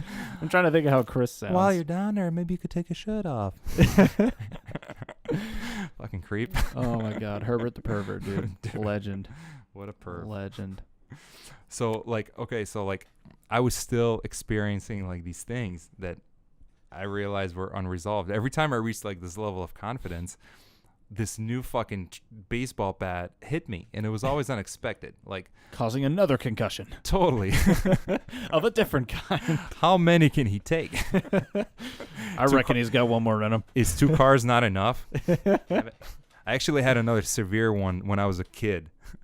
Oh, fuck. I think that made me more introverted and be more, like... Maybe that's where some of those, like, be more, like... aggressive tendencies. Could have been because I became antisocial and I was insecure and I wasn't getting the answers I needed from my parents because they were like sometimes physically but most of the time like mentally abusive. Like deprecating and then extra kind and then guilt. It was a mix of like confusing shit. Yeah. So yeah, that definitely made me like really aggressive at some point. I was just lashing out. It was realistically, it was like an emotional lash out every single time because I was confused. And I didn't know what it was, but I pent it up, and then once it reached a boiling point, it was a trigger. So I was always like on a hair trigger, and I would snap, and it wouldn't take much. And no, boom. And then I would crash, and I would have like a month of recovery, and then I would go about my life and repeat the cycle. Vicious cycle, man. Dude, vicious as fuck. So back to the DMT experience. DMT. So like I was doing a lot of research, and like I still found myself like being depressed over like inability to communicate and set like healthy boundaries, my own personal like healthy boundaries. I think, setting boundaries for other people, that you interact with, it starts with your own awareness of what the fuck your own personal boundaries are within yourself. Yeah. And I was completely unaware of that. That was like a recent thing that I discovered like a year and a half ago. I was like, holy fuck, like I'm letting things in at the wrong timing. You know what I'm saying? It's kind of like trying to cook a barbecue and then like eating the chicken before it's cooked. Timing, homie, timing. Yeah, exactly. Otherwise you die of salmonella. Yeah, you don't want it. Yeah. Damn it, Mike. Not another one. That guy, he really didn't think it through. He probably should have cooked the food. Dude, totally. I actually came across like Joe Rogan's podcast, and I started seeing like some Vice documentaries, and just like generally like that's what introduced me to a lot of these concepts, was listening to Joe Rogan. Yeah, Joe Rogan is I think he's a cool cat. I respect him a lot. He's original, but like he's kind of true to himself. A lot of people won't agree to him, and he's got his own personality. He doesn't give a fuck. Yeah. I mean, he said on a podcast and I really love that. Well, he said on a podcast recently, he's like, all I do is show up. He's like, I don't, like, this is bigger than me now. Like, this whole thing, his whole podcast, he's like changing the culture in his own way. And he's not like the only one doing what he's doing. Yeah. But he certainly is such a big influencer. The number of downloads this motherfucker gets on his podcast every Totally. day, and how many views he gets on YouTube and all this. Like, he is changing the way that people think by simply introducing other people to new ideas, concepts that are contrary to the mainstream media, contrary to the regular narratives that we are told. Totally. And he gives platforms to people who otherwise are like fucking like just like scientists and nerds and people who otherwise really don't get a chance on like mainstream media for more than a fucking soundbite. Totally. And I really love the way that he does it is awesome because it's non-imposive and non-combative. Yep. It's just literally It's sharing. inquisitive. Yeah, it's sharing ideas and like truths that he's discovered for himself, or truths that are actually relating to all of us. Like universal concepts, not just about his own existence. Definitely. And I love it when people present like radical shit like that. Radical meaning like it's suppressed in the world, because it's a fucking plant. Like, Yep. Like weed, like what the hell, or a mushroom, like. Exactly. You know what I'm saying? Like if you eat too much bread, like you'll fucking die in a day. Yeah. Why is you it won't not be able to regulated? shit. That's for sure. Correct. And that in itself is like death. Yeah. Yeah. Nobody wants to get stuck with constipation, man. I'm pretty sure like people have compared that to be worse than death, but they've never died. So Exactly. Right. who knows? They don't know. Death is probably the sweetest thing we do. Ignorant bastards. Look No, at this so like fucking idiot. researching this stuff and then like seeing like interviews and even like some celebrities, they're like, they're addicted to drugs, they're depressed, and they go on like an ayahuasca trip, and then all of a sudden there's clarity and they're like, oh. Have you seen The Spirit Molecule? Joe Rogan like narrated that. It was on Maybe. Netflix. It's like a little Netflix documentary, and it's all about DMT, and it's called DMT: The Spirit Molecule. And so they like talk all about it. I try to get my dude. This is stupid. I try to get my parents to check that watch out. it. I tried to get my parents to watch it when I first started experimenting with psychedelics. Cool. And How did that go? They watched like a little bit of it, and my mom, out of pure denial, was like, I don't want to keep watching this, because like the information was contrary to what she's used to about drugs, right? All drugs are bad. And I might have seen that. yeah, and I think it talks about like Terrence McKenna. Yeah, and it also has Graham Hancock is in there, and he talks about his experience and stuff. Yeah. But I don't know. For me, like, obviously I understand the parents' point of view, right? They don't want to be like, yeah, go ahead, do drugs. Like, I get it, because they've been told for so many decades that, all drugs They're are bad. conditioned like you were talking about before. It's hard to break out of that shit. It is. It's You can very make a hard. decision, but your brain, your physical fucking meat and bones, they've already formed. Exactly. They'll take many decades to Exactly. to change. And there's going to be withdrawal Definitely. because the body doesn't like to be fucking No. outside of doesn't. its comfort zone. Exactly. It's a It's like, hey, comfort-seeking machine, really. I'm building comfort so that I know that I can navigate safely and preserve this meat sack that I have. Totally. That's pretty much what it is. No, seriously, like that's totally right. I feel like if somebody's like too much in their like mind space, only like in their head, their intellect can become so fucking dangerous. It's like a scalpel that dissects everything, and they could just chop the world to pieces. You know what I'm saying? Right? Or like if you're just in your body space, then you're just like completely primal. Yeah. You know what I mean? You like, just become pure instinct. pure instinct. So Ultra instinct. Do you watch Dragon Ball Super? not in a long time. Dude, Dragon Ball Super, Ultra Instinct. That shit. I got to get into that. Yeah. Anyway, back to the DMT. I'm being bashed by my gamer roommate for Oh, not Fighters? watching that. Have you played Fighters? No.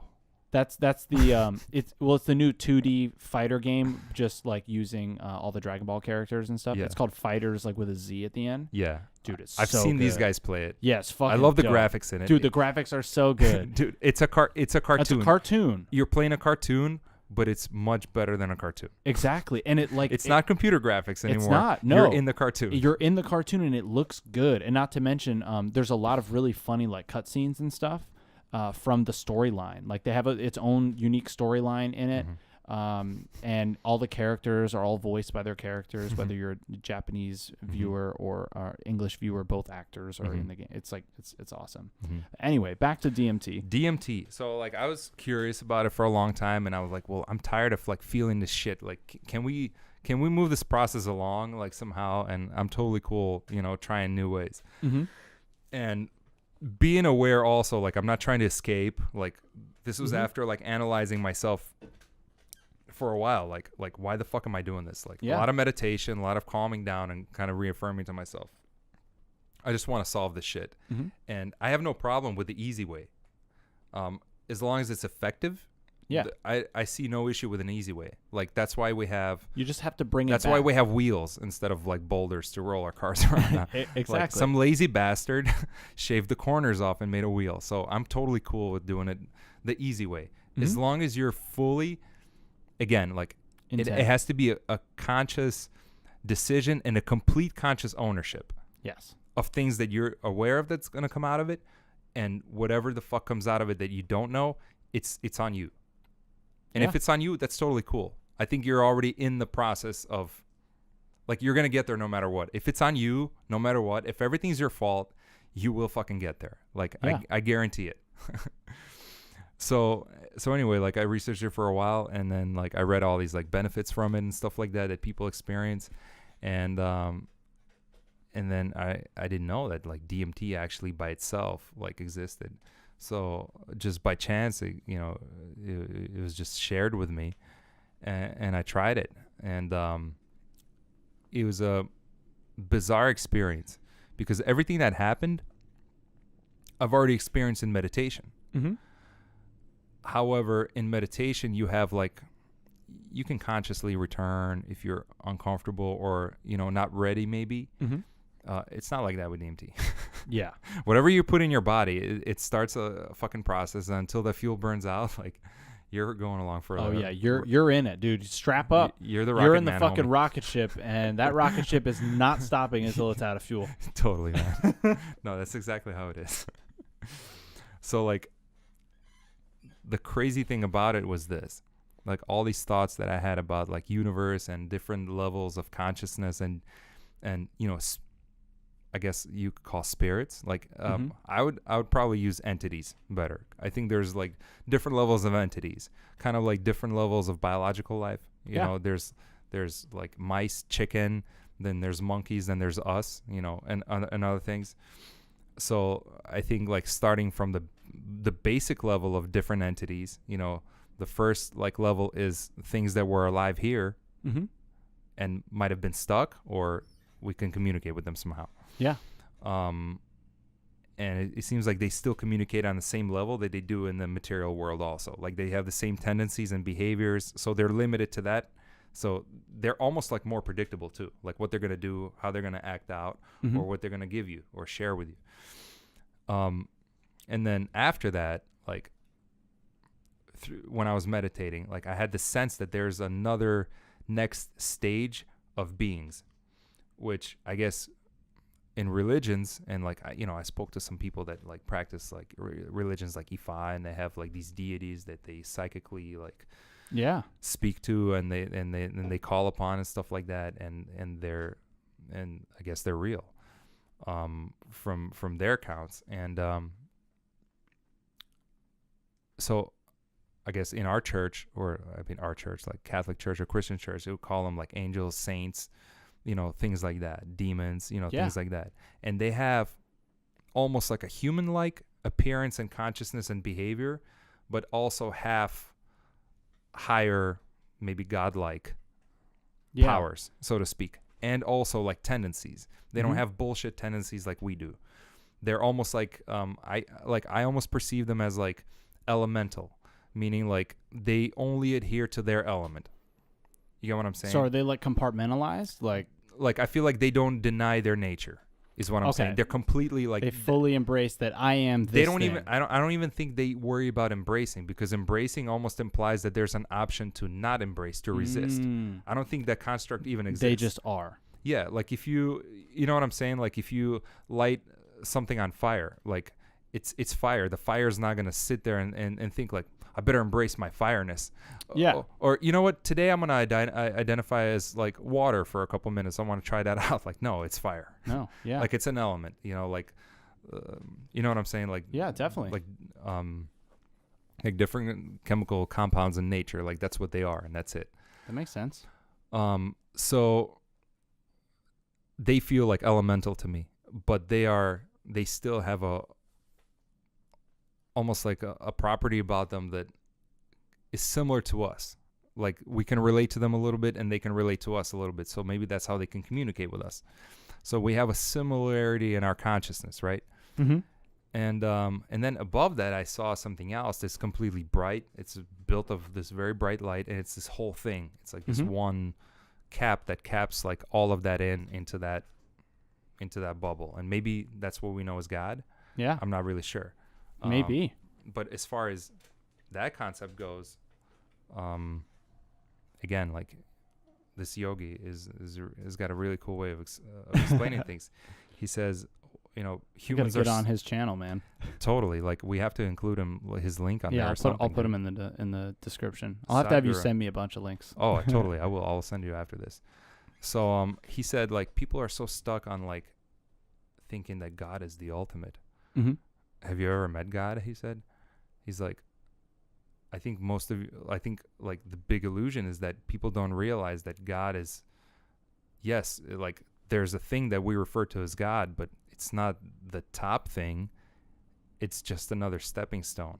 Kind of like how we are in our animal hierarchy. Yeah, like we're how we talking are about to an ant or to a chicken. to a chicken. Yeah. Like it's a different level of consciousness. We see it. We share similar properties. We have bones, flesh, shit like that, but we're totally different. Yeah. And we see them as completely lesser beings, which is why we eat them, right?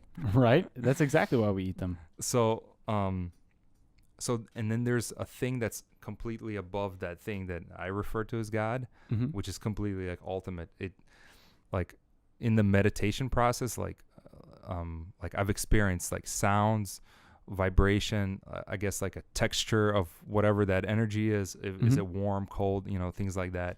And the thing that's above that is it's much brighter, and it's at such a high level of frequency, like how I perceived it, that like I don't even understand like what I'm sensing, but it's almost like a vortex funnel kind of expanding, and it's expanding infinitely.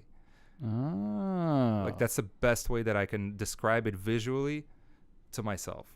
Like that kind of makes sense. It's just an infinite expansion of consciousness.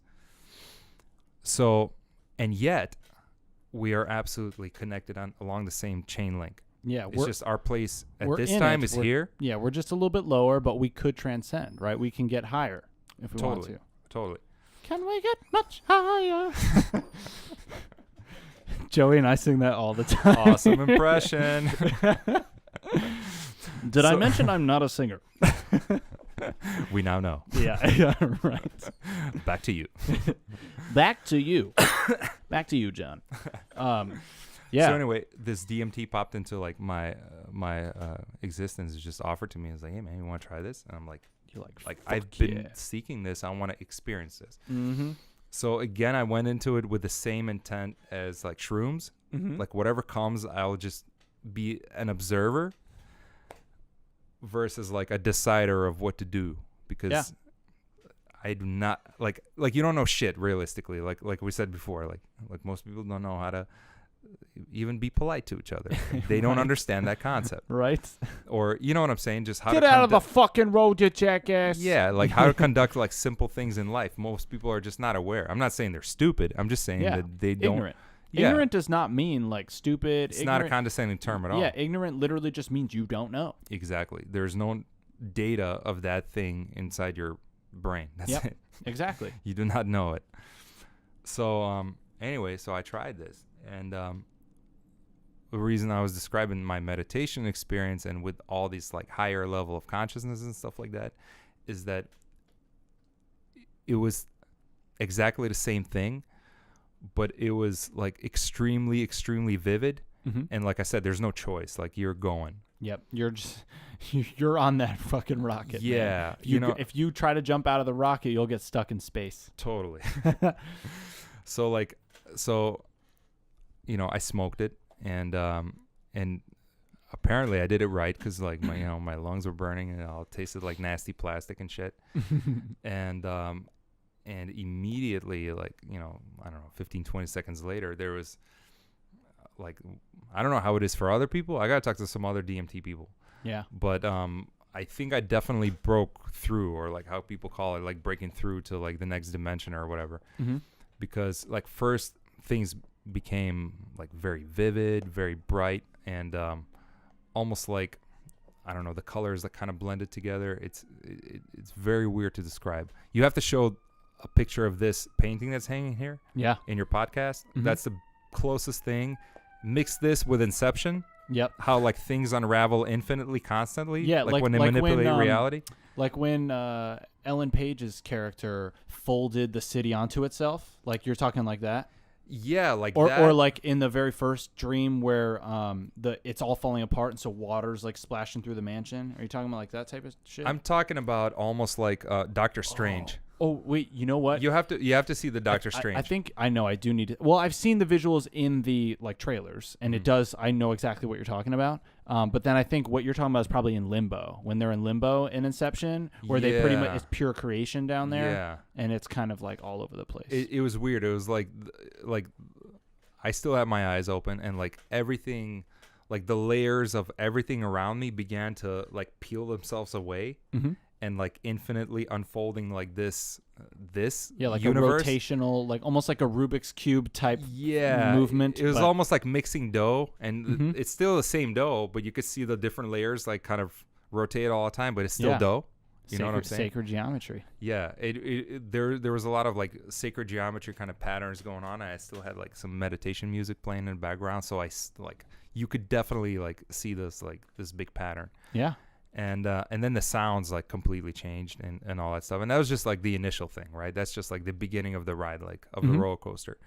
But after that, after these layers completely kept peeling, then like I realized that they were all completely like conscious, and other side behind the veil was kind of coming through. And it, in like my impression of it was like I was speaking to these different things that had moods and intents and personalities, but they were like, I'll give you an example, like whatever its body is, it's almost like it's presenting to you the way that you would imagine it, not necessarily what it is. Does that make sense? So its normal form might be something else, but because you're a human being and you're limited to your perception, you're going to see it in a certain way, even though it knows that the form that we're seeing is not really its form. The best way I could describe that is not that, because I don't think it has a particular like form. The best way I could describe it is this, and I think it kind of nails it, but that's just in my kind of like understanding of it. I'm limited on words, homie. Yeah, no, that's okay. I mean, I've been told that words are not good enough to describe this type of experience. It's a minuscule like part of like all communication. Like sometimes we can communicate just intuitively, much more vividly and instantly than just words.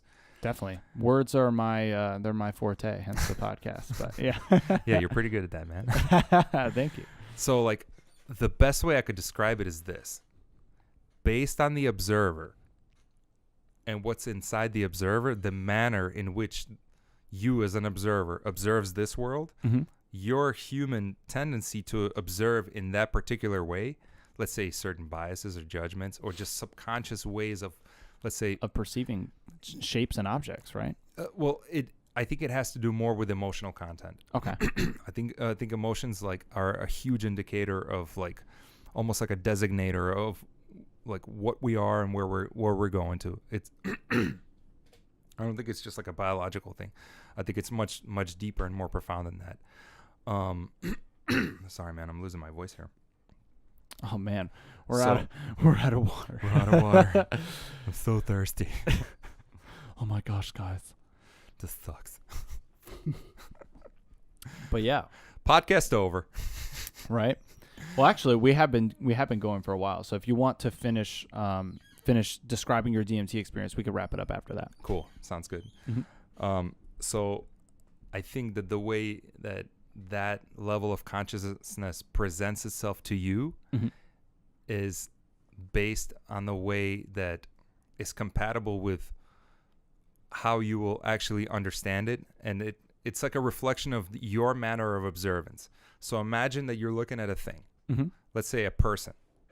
And if you think insecure thoughts, this person is going to be insecure as fuck. This person is going to present itself in such a way that is completely going to reflect back to you, almost confirm your insecureness projection. but it's projected not through your action, but literally through observance. Oh. I don't know if it makes sense. That's interesting. For instance, if you don't say anything about a person, but you observe them in your whole being in a complete state of appreciation, that will be felt by them. Mm-hmm. And you will not, even if you don't do a goddamn thing, you don't say a word and say, I appreciate you so much. You can just feel it. Yeah, right. Or maybe they won't, and yet, like, it is still a profound part of, like, that interaction. Yeah, like, the energy is still being observance- transferred. Exactly. Observance is already an interaction. You know what I mean? Mhm. Like, almost like on a physical level, eye contact is also an interaction. Yeah. Right? So, because now we're aware of each other, there Mhm. is a very, like, massive interaction. So these things started showing up, and there was pretty much two of them, and they were almost observing back at me, but in my own crooked and demented way of observing things that I was not aware of. Mm. It was on a very deep subconscious level that I didn't even know existed. And it manifested itself through the trip. Yes. This first entity that came out, it was almost like, it was like an embodiment of a personality that would be, that would have the intent, or it appears as something that would be like belittling to me. Mm-hmm. Although going into that experience, I didn't have those thoughts Mm-hmm. until I came out of that experience. I was like, fuck. Sometimes I have like a small man complex thing, and Mm-hmm. I need to dig deeper to like completely the beginning and completely like heal whatever trauma happened. Because Mhm. something's there that I'm completely unaware of. Yeah. I feel so much better than I have before. And I have great days every day. I have awesome relationships, good friendships, and like I date, beautiful women. So like, and I'm constantly increasing. I like, totally have the best. they're the I'm dating all the best. I'm dating all the best. All, women, all the guys. most beautiful women. Totally. It's gonna be huge. It's gonna be huge. That's what she said. No, but like seriously, like, and then so living like this completely turned around life where I'm experiencing so much positivity, like this trip to the Philippines. Hopefully we have time to talk about Oh that. shit, though. we haven't even talked about that. Yo, we're Dude. almost 2 hours in. We haven't even talked about your trip to the Philippines. Dude. Maybe we save it for another one. Okay, cool. Yeah. I'm down with that. Episode 2. Episode 2, man. Yeah, I'll definitely have you back on. So Yeah, thanks, man. But yeah, and then so that thing came out, and I couldn't understand it. It was like this morphing blob, and constantly the layers of like the Doctor Strange, yeah, unraveling thing. Like it continued happening like throughout my bedroom. So it's like I still know it's completely my bedroom or my living room. I still see the original form of it and the constant warping in Around between it. the layers. So Yeah. it's like there's everything, infinite stuff within the limited space yeah, where we talked about the limited nature of your being. yeah, So the room is also extremely limited space, right? yeah. like It's 20 only as by big as 20. whatever the room is. Yeah, Right, but the layers and what they contain is infinite. Damn. It's a bizarre thing. And I think one of the best ways that I could describe that concept is, I actually Googled this because I'm designing this. We talked about this for my friend who's an up-and-coming Chicago MC, G-Tech. His new album that he's dropping is called 4D, I think. Okay. Oh, shit. I hope I didn't name drop. Uh-oh. Uh-oh. Never mind, guys. Forget about it. But it's like he's into kind of like meditation and like, certain things like that on his own journey. Mm-hmm. And so I started Googling different shapes of like fourth dimensional shapes. Yeah. And it showed this fourth dimensional cube. Yeah, I've That- seen this. It's a cube within a cube that's connected from inside to the outside cube, and it's constantly like warping itself in and out. So the outside cube is actually also the inside cube, but right now Mhm. it's on the outside. And as it like warps itself, it's like a fucking donut. Yeah. It's like a rubber donut that you continually turn, Mm-hmm. and then the inside becomes the outside. That's the best way I could describe the infinite layers kind of peeling away. And then at some point I was observing it, and I was like, wow, like a lot of it is actually really beautiful. And there's a lot of like complete and like undeniable awareness. There, like doubt does not exist in that realm. Like Mhm. doubt or confidence, there's just is. Yep. It's like, nope, this is just This what would- it is. This is what you've been doing, and there is no even like agreement or disagreement with it. Mm-hmm. There's like the next thing that came up was like this. It was kind of like a scary face, and like at some point, it was looking at me. It was like a wooden mask almost, but it was like almost like a witchy, creepy looking face, and it just kind of hovered out of like these layers out of the wall, and then literally, the words that I heard from that was, "Are you sure you want this? Because whatever you want, you'll get. Like it will be given to you." And it was a very scary thing on one end, but very liberating and kind of because it brought a lot of awareness, kind of like whatever you want. Like the universe doesn't really give a fuck. Like it was almost like the law of attraction came in a shape of like this scary face that said like, "Are you sure you want whatever it is you want inside? You better think on it." Like that was my experience on DMT. And then after that, I was like, I almost had this quick thought, "What do you mean?" And this fire came out of its eyes, and it wasn't scary. Like fear also like didn't exist in that realm for me. But anyway, the trip like ended very abruptly, and I came back. The visual stop, all the auditory shit, like it all stopped. You just came right back to your. And at the same time, the feeling, the like undenying feeling that it still exists. You just don't see it with these eyes right now, but it's still there. Like it's completely like it makes you become very like for me, it made me become very consciously, very deliberately choosing my actions and my thoughts and my awareness and how I observe things.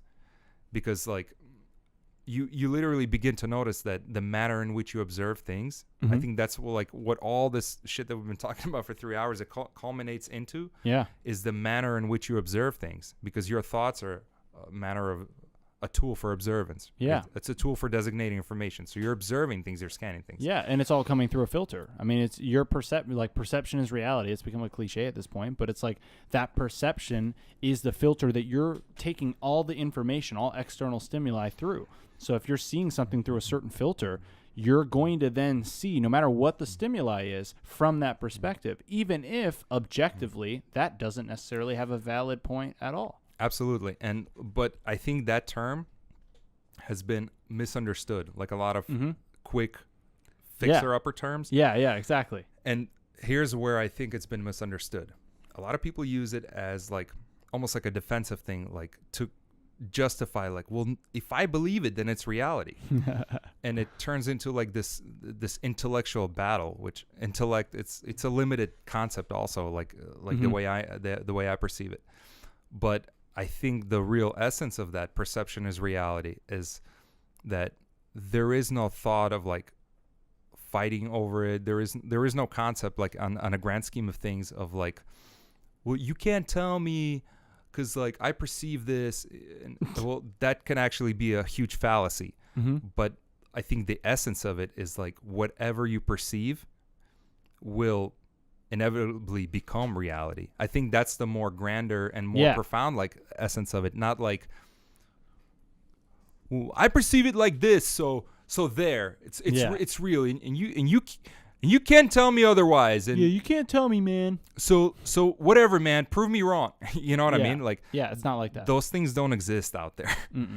And literally, it's like that was like the huge profound thing. Like all these, like a lot of these human concepts that I think were built on, let's say, evolution, the physical body and whatever limited mind we had, you know, however long ago we were still like primitive humans.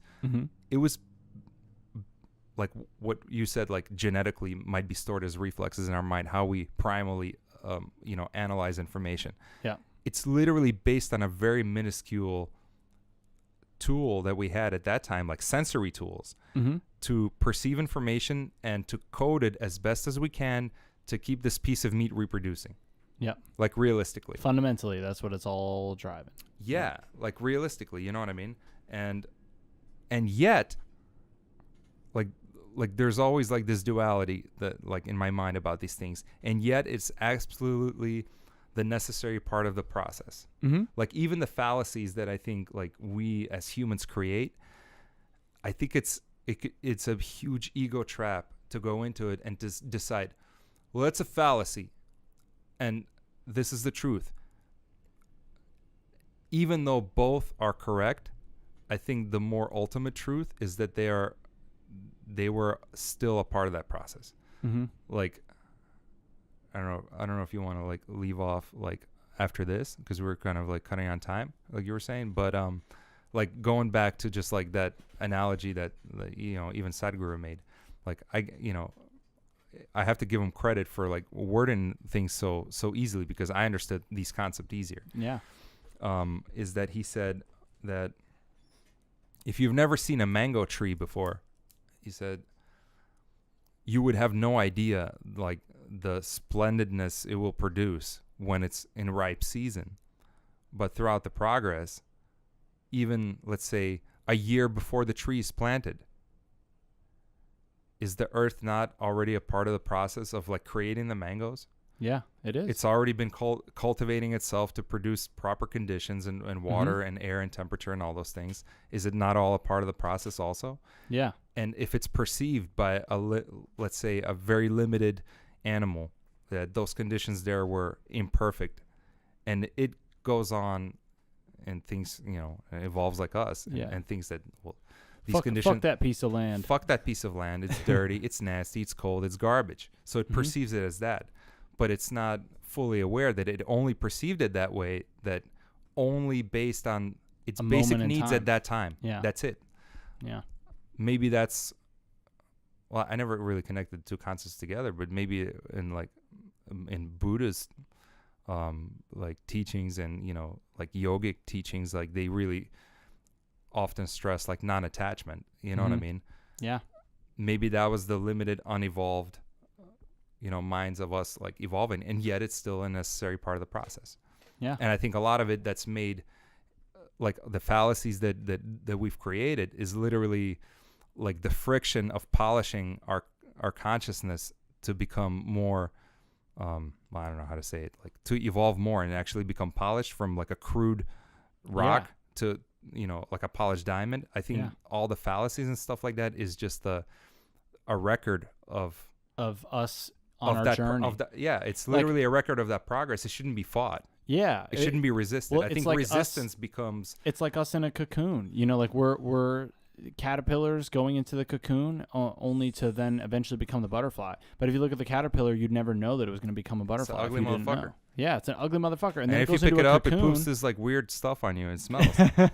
It's nasty. And then not to mention the cocoon, you're like, well, like this thing goes into a cocoon. It's like, what even is this thing? Yeah. And then it becomes like the fucking butterfly, this beautiful insect that spreads its wings and literally flies. It couldn't fly as a caterpillar. It couldn't fly as a cocoon. It's now this amazing creature. And you would, if you didn't know that was the process of these things, you're right. You would look at it and be like, what's this fucking worm looking thing? Yeah. No, totally. I totally agree with you on that. And even though I think like a lot of our experiences are still like individual experiences, I think a lot of it is still universal. Like, a lot of it is the universal stuff. Like it's literally like a lot of the fallacies that we create is just the lack of awareness and the ignorance that those are just records literally of part of the process. Mm-hmm. And throughout the process of seeking non-resistance, like we still revert to the method of resisting whatever the fuck we're trying to not resist. Yep. You know what I'm saying? Yeah. Yeah. It's unavoidable. So something to think about, man. It is something to think about. And I think the listeners have a lot to think about after this one. Go ahead and remind everybody, where can they find you on Instagram and social media? On Instagram, I'm MT_in_the_house. And house is spelled HAUSS. And I think at some point in the future that handle might change. Yeah. But when I was creating my Instagram account, it's a nickname that some of my drunk friends gave me. Yeah. They're like MT, Michael Trot. That's my initials. Yep. And when I would show up, they'll be like, MT in the house. There you go. That's what stuck. Yeah, man. But yeah, I'll definitely put, we got a lot of links that we'll put in the description. So feel free, guys, if you guys are interested by any of the things that we talked about. I will try to put as many links in here as possible. And Michael, thank you so much for coming on, man. This was awesome. This was a really interesting one, and Thanks, 2 man. hours just flew by, no problem. Yeah, definitely. I feel like we could talk for another 10. Right? We're really getting somewhere. Yeah, that's why I want to save it for future episodes, right? Yeah, let's do it, man. Thanks a lot for having me. This is awesome. Awesome. Appreciate it, man. All right. See you guys later. Bye.